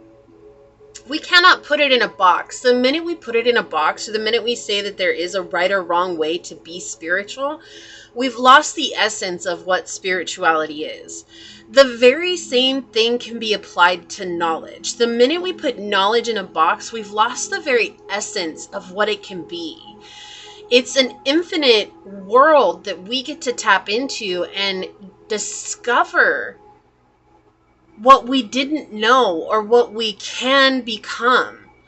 And it opens us up to possibilities if we allow it to. But oftentimes everybody thinks it has to fit into a cookie cutter version of what they've come to know or what other people have come to know. But all that is taking conformity and giving it a new name called spirituality.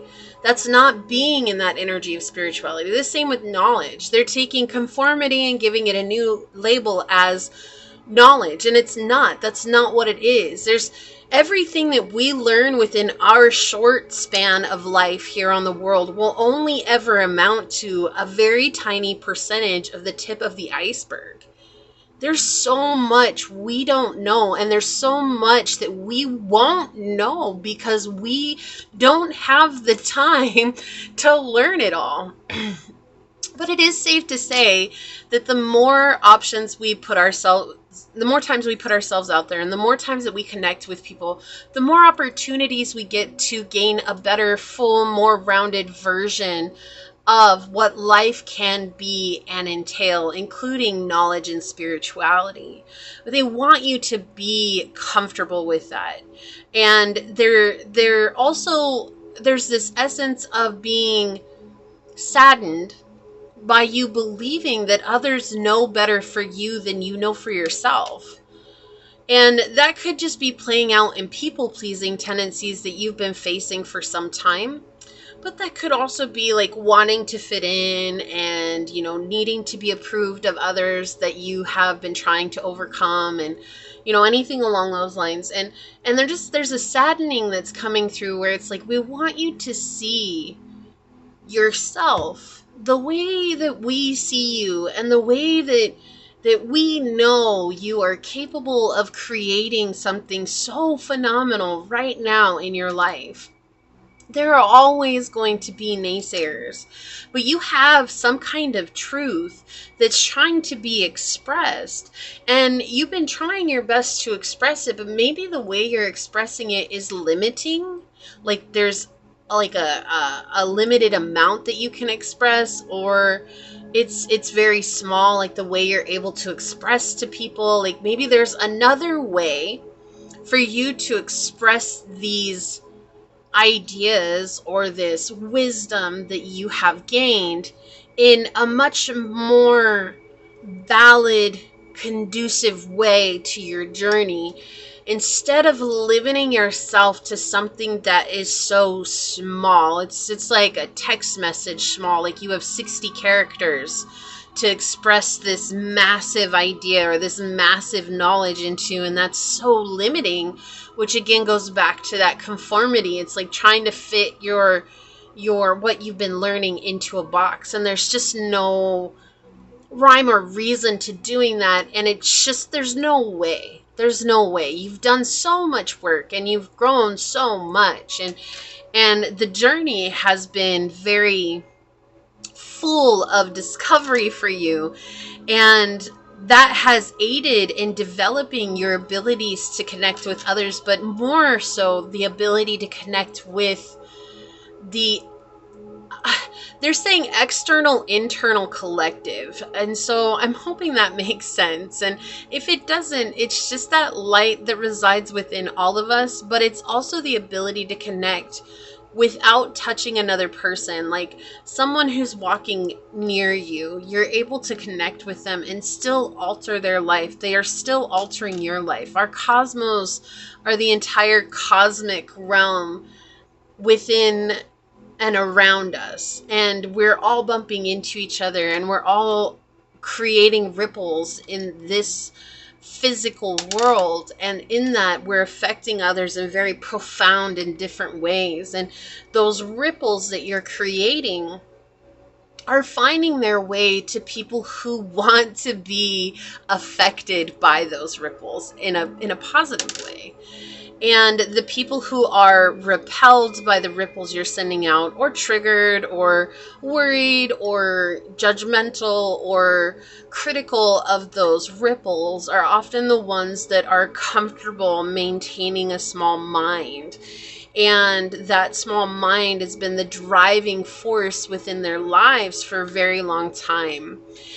I also feel like it's important for you, Pile 3, to spend time with your ancestors. Like, there might be a specific ancestor that you're connecting with, like a mom or a grandmother, great-grandmother, or even like a long-lost relative that is like a feminine energy. It doesn't have to be a woman, but it's like a very soft and loving energy that is very encouraging and very uplifting for you. And being able to connect with them, you know, when you have time, like making time for them, will help you to gain better insight on what it is that you're meant to do moving forward. And, you know, I had also mentioned this, is that I actually made myself another cup of tea. And if you didn't hear what happened, I never make tea for my readings. I just don't do that. I don't really drink coffee while I do my readings. I do drink a little bit of coffee in general, but not much. I usually just stick to tea and water. Like, those are my two drinks of choice. And usually I just drink water while I'm doing these readings. But today, when I got ready for this reading, as it was a channel message, all of a sudden I found myself over at the machine making myself some tea. And I was like, before I even realized what was happening, well, I had to take a break after Pile 2 and start dinner. And so as I was starting dinner, I found myself making yet another cup of tea. And I thought that that was interesting, because the message that I got in the very beginning, and it's coming back through with you for Pile 3, is that these are like coffee chats with your ancestors. And I feel like your ancestors want that with you, those coffee chats. So they're definitely over the way people are judging you for choosing your path to spirituality, and highlighting this fact that there is no right or wrong. There is only what is right or wrong for you, but that doesn't make it right or wrong across the board. Right? Like, that's not how it works. And the same with others. So if others are telling you you're wrong, maybe what you do isn't right for them, but that doesn't make you wrong.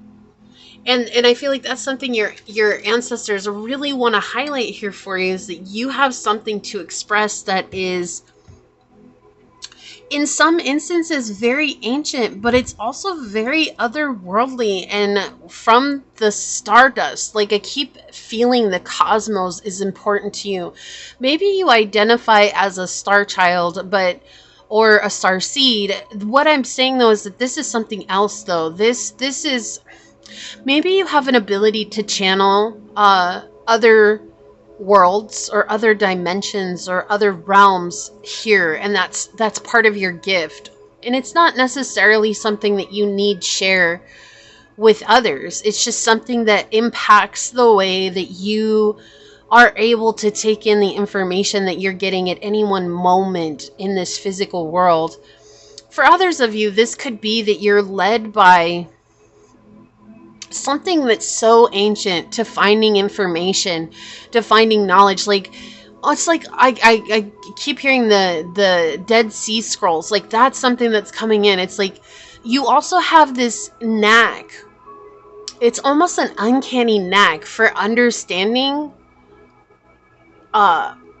ancient languages. So if you haven't studied ancient languages, but it's something that you've been really drawn to, this is like the green light from your ancestors to really start doing that. Don't put it off any longer.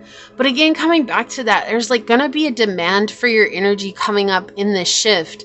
And it's so important that you do these things that you want to do to fill up your cup, because there's gonna be more and more individuals surrounding you that want what you have, not to take it from you, but to understand it more. Or you're going to be invited to share that information via some sort of speaking or podcast or like a TED Talk or something along those lines. Or you could be asked to write a book, or you could be asked to start like a blog or something like that, where you can share this information in a way that lets you feel like you are expressing yourself fully, while also not putting a limit to that expression moving forward.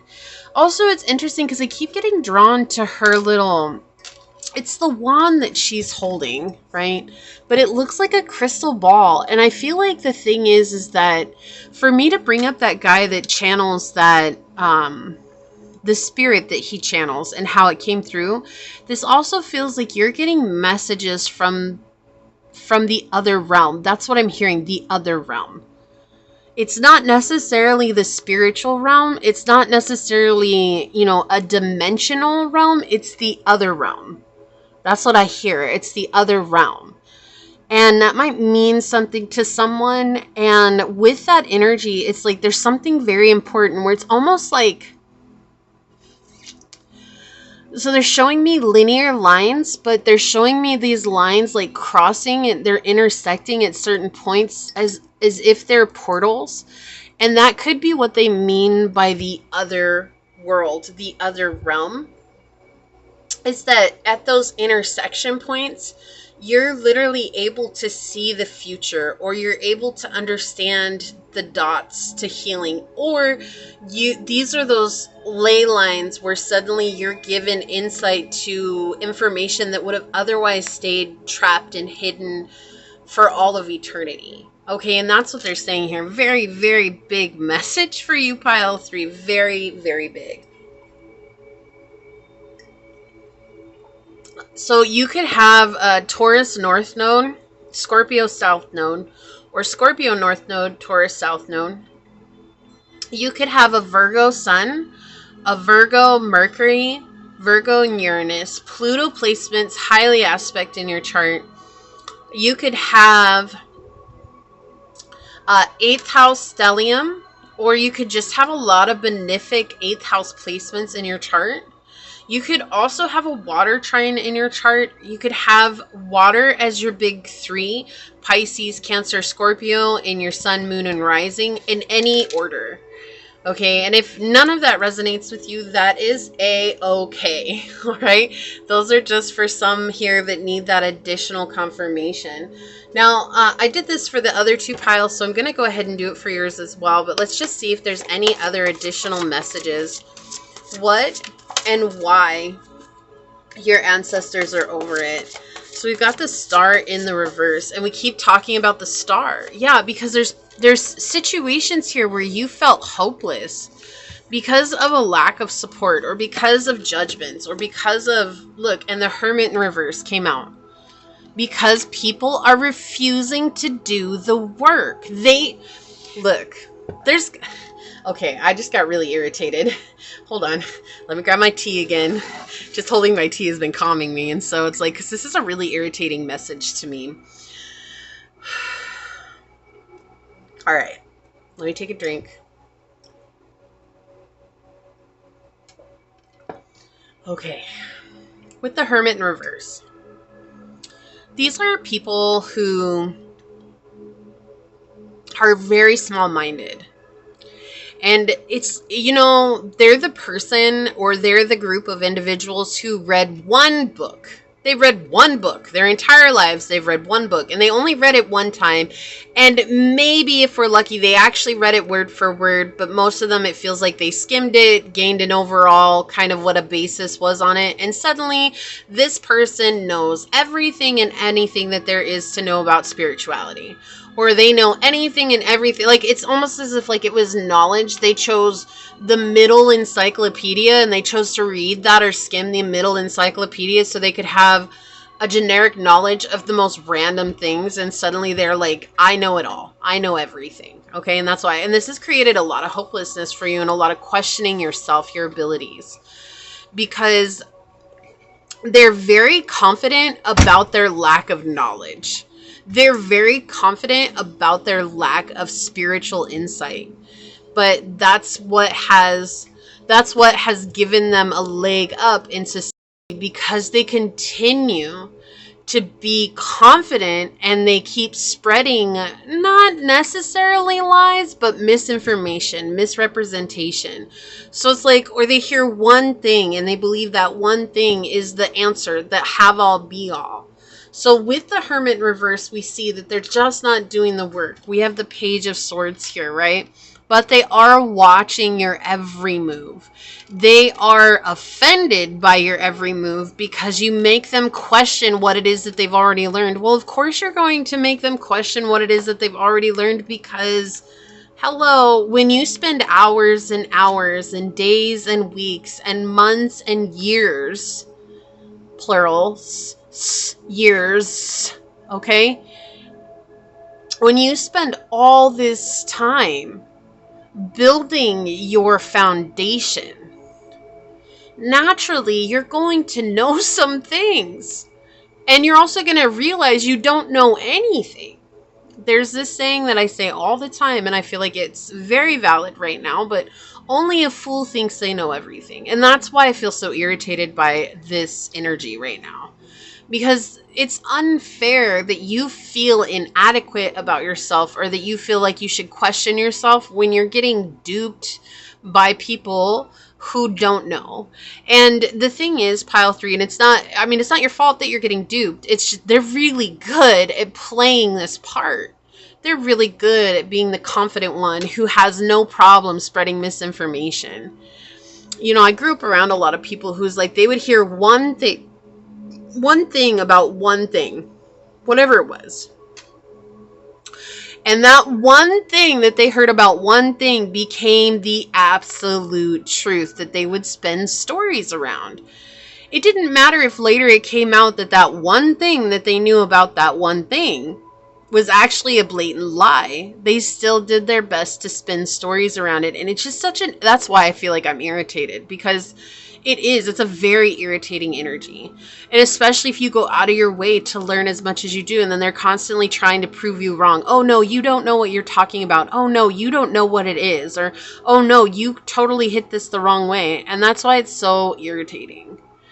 Because it's like, how do you really know? You know, you're judging people based on a snapshot observation of them. You're not judging them based on the hours and hours and hours they put in to work at this knowledge gaining. Okay. And that's what I feel like they're saying. Like, it's absolutely, and I feel like your ancestors are even irritated by this too, because it's like, you really think that you can hold a candle to what pile 3 has done. But the problem is that the reason pile 3 is making you feel a certain way is because you cannot grasp onto the depth of what pile 3 has gotten to, because they've taken the time, the effort, they've expended the energy to understand a topic that you yourself have barely skimmed. And something that's come out this entire reading for all 3 piles, which very quickly, if you've chosen to watch all 3 piles, leave a purple heart down below. I'm truly honored to be spending the time with you today. That's a part of my Purple Heart Club. I know what that means. That's designated to those of you that choose to watch the entire piles with me, all 3. And if you're here for pile 3 alone, you're just as equally important to me as anyone else, and I'm really honored to have you here. But something that's come out in all 3 piles is this energy where everybody's trying to make you feel a lack when you have every right to be confident, almost to a point of being arrogant about your abilities, but you're not. But there's all these people that are coming through and they're like, oh no, you don't know, you don't know, you don't know. And that's been an underlying energy that's been coming through. And so collectively, this has been a challenge where I feel like the ancestors are just really irritated with the way the collective is showing up right now, treating the people who are doing the work as if they're crazy or as if they're lacking in some way, shape, or form, because they're trying to break free from conformity, or because they're trying to break free of societal construct that has kept us small-minded or in limiting beliefs, or reaching some sort of like, oh, well, I know everything because I studied this one book that was 150 pages and that's all the information that I need to know. No, it's not. No, it's not. That's just a little tiny percentage of what's out there. Even for you, Pile 3, I'm sure if you looked at it, you're probably like, I only know a little bit about what's out there. I know a lot of bit about what I know, but it's still only a little bit, you know? And that's just it. It's like, that's why I feel like it's so valid saying only a fool thinks they know everything. We could spend our entire lives gleaning information and still only just be scratching the surface of what there is to learn here from the vast amounts of people who have lived and experienced, and the philosophers and the spiritual gurus and the spiritual learners and all that. Like, there's just so much out there that we have yet to tap into. Yeah, the Queen of Swords. This is a thing. They want you to cut away this hopelessness, okay? They want you to come back into this place of grounded truth with yourself, which is why detox is very important here. I feel like you've been surrounded by a lot of people who've made you question your value, question your worth, and not just that, but question your abilities. Like, what are you capable of? Well, if you go back and you look at some of the work that you've done, if it's written down or if you have it set somewhere where you can go and re-look at it, re-observe it, you're going to see just how far you've come. And it's not nothing. It's not. It's a huge deal what you've gone through and overcome.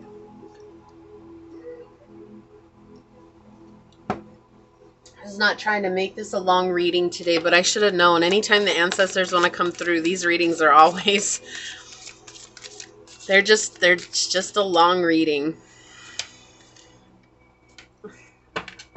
All right. So we've got acorn woodpecker. Accumulate in times of plenty to ensure abundance in times of scarcity. That's the thing. It's like you've been taking time to accumulate in times of plenty when you're able to connect. Like I was saying, those intercrossing lines where you're giving keys. It's like doorways or portals to certain information or to certain wisdom. So that when you're in a moment of scarcity, you still maintain that wisdom and that abundance. And so when everyone else is fighting the scarcity mindset and they're trying to lash out at everyone, including you, you're still full of that abundance, that knowledge, that wisdom, that understanding, that truth, whatever it is. All right. What else would you like to say, ancestors of pile number 3? What and why your ancestors are over it. Okay, on the bottom, artist. Yeah, you're an artist in the making. Expressing, look, I love this. Expressing a dimension of life that is just beyond the 5 senses. Inspiring others to see life symbolically. Wow, how synchronistic is that? It says the shadow is using talent as an excuse to mistreat others, posing as the starving artist to elicit pity. So you do see the shadow is here, people using it as an excuse, using what they've learned as an excuse to mistreat others. Like, oh, I have a right to put people down. I mean, is it right or wrong?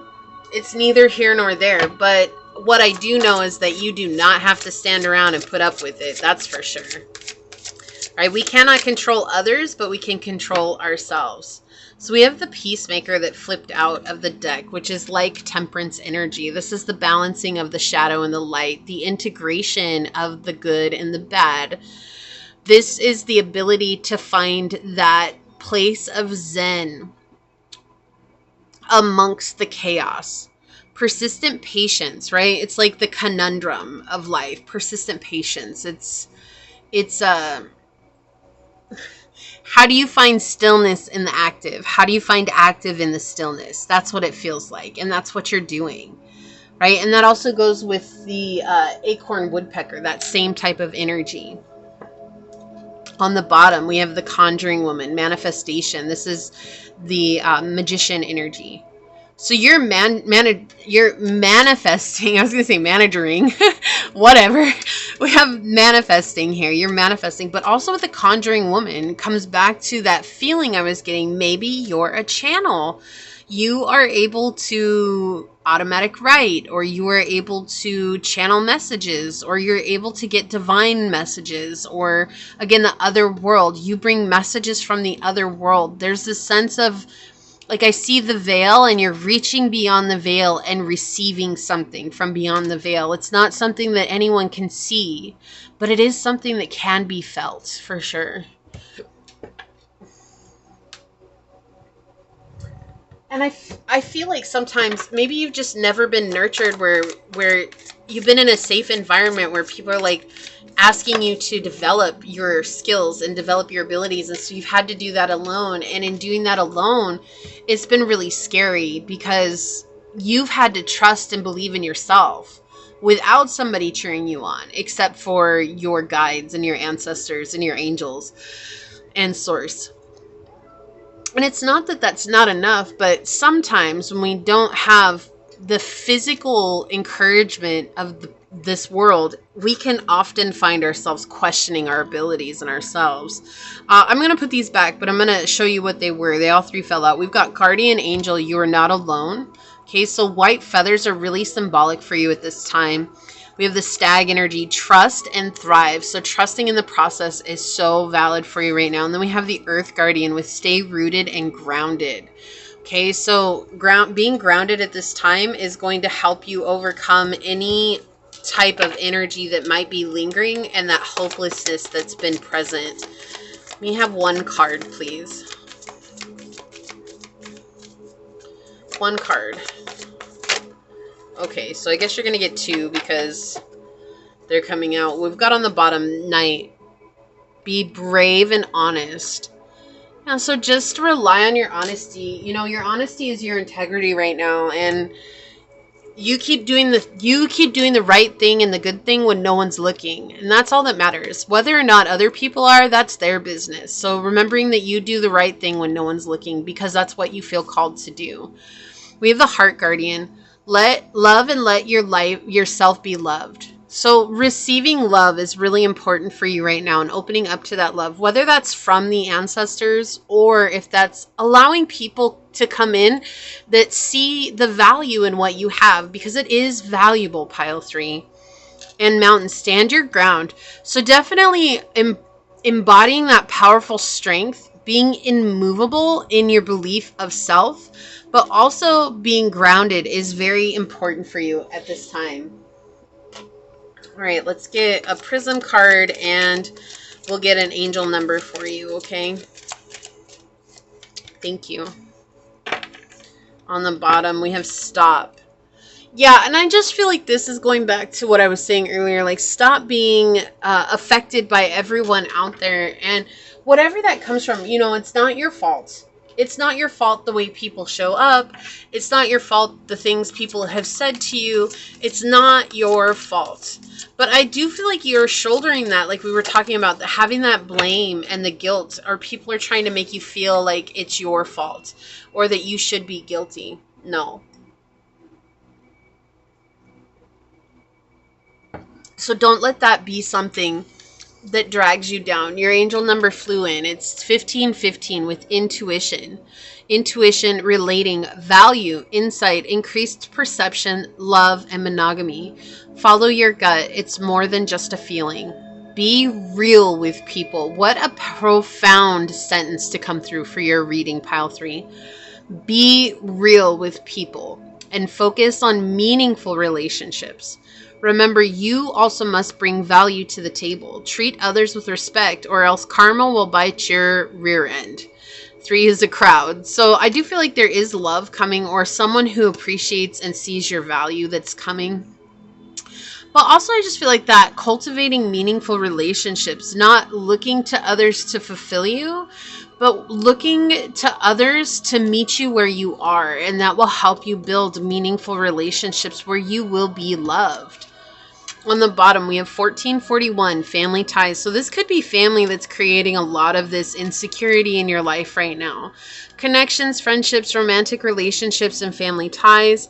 How do you move forward toward your life's true calling? Do what makes you happy. Your enthusiasm is what keeps you going. Follow your interest if it's piqued by something. Following these routes will help you discover your life's purpose. So this is a part of you discovering what your journey is all about. It's just a process. But don't let the doubts and worries of others deter you from experiencing that for yourself. Okay? So we have the honey guide. Benefit from the harvest of knowledge and the sustenance that cooperation brings. The harvest of knowledge. Knowledge is power when it's applied. The harvest of knowledge. It's just like you're definitely harvesting something. You're definitely gaining something in the sense of knowledge, understanding, wisdom. Okay? Yeah, there's been a lot of anxiety here. Okay? And that's what your ancestors, they're over it. They're over people putting you in a place of anxiety. They're over all of this, and they want you to tap into your strength and to know that you do not have to put up with that. You can set these very, and I think I said that at the very beginning, these very strict boundaries. There's no more about solid boundaries. This isn't even a solid, this is a strict boundary. No means no. I said no. I mean no. There is no badgering me until I do it, or until I cave, or this, that, and the other. Remembering you said no, and that is enough. And if they keep bothering you, walk away. Okay? Find space for yourself. That's okay. There's nothing wrong with that. But we see the anxiety that's come through on this reading. This feeling of like, maybe I'm in the wrong, or maybe I did something wrong, or maybe I'm the problem here. It's not you. But when you're believing that, you're doing yourself a disservice, and you're disconnecting yourself already from your incredible intuition, your amazing connection, your beautiful gift that you've been given. Whether that's knowledge, or if that's a spiritual gift, or it's the two mixed together. You have something that's phenomenal to offer this world. Remembering that. Rescuer. Okay, so that people-pleasing tendency energy is coming in here. It says provides strength and support to others in crisis. Acts out of love with no expectation of rewards. This is the light attribute. The shadows assumes that the rescued will reciprocate. Keeps the rescued one needy, right? So I feel like you've been a rescuer, but also I feel like people have put you in this place of being needy. Like, I need your energy, or I need you to help me. I need you to lift me up, right? Like, finding peace with your spiritual guide, being the ones that lift you up, being the ones that are there for you. Not looking to others to give that to you. Fulfill yourself first, right? Because when you're looking to others, there will always be someone who shows up that puts you in that role of being needy. They'll force you into a corner. They'll force you into a place where they want you to be needy and need them to validate your existence and your abilities. And you don't need that. You just need to do that for yourself. I also feel like you're recovering from somebody who did this to you as well, with respect your physical body coming out. Okay, so with that, we're going to take a look at this card. I'm going to read this one from the book. Oh my gosh, I love this confirmation for you. Didn't I say that? Like, your ancestors wanted to have a coffee chat with you? And we have connect with past loved ones, sense, feel, and reconnect. And this is El Dia, wow, I can't talk today. The Day of the Dead, Dia de los Muertos. I don't know why I couldn't get it out right now. It just wasn't coming out. So you could definitely have a connection with I know this isn't technically correct, but it's what everyone says, and I don't really know how. It's a Latino background, or everyone's saying Latinx background, but, you know, whatever you resonate with. But also Hispanic, but I don't feel like Hispanic is correct, but that's just personal, because what is Hispania? But yeah, it could be a Mexican background, a Colombian background, a Puerto Rican background, Dominican Republican background, I'm hearing Brazilian, and a Spain background, Spanish background as well, okay? So you could definitely have a Latin background, or you have ancestors with a Latin background. It does not have to resonate with everyone. I do feel like your ancestors had a much better sense of what it meant to celebrate passed on loved ones, than maybe what your current culture does. And you might be someone that helps bring that back for your family. And that's what they're coming through with this connect with past loved ones. So what a powerful message to come through on your reading. They want to have those coffee chats with you. All right, let's see what this card says.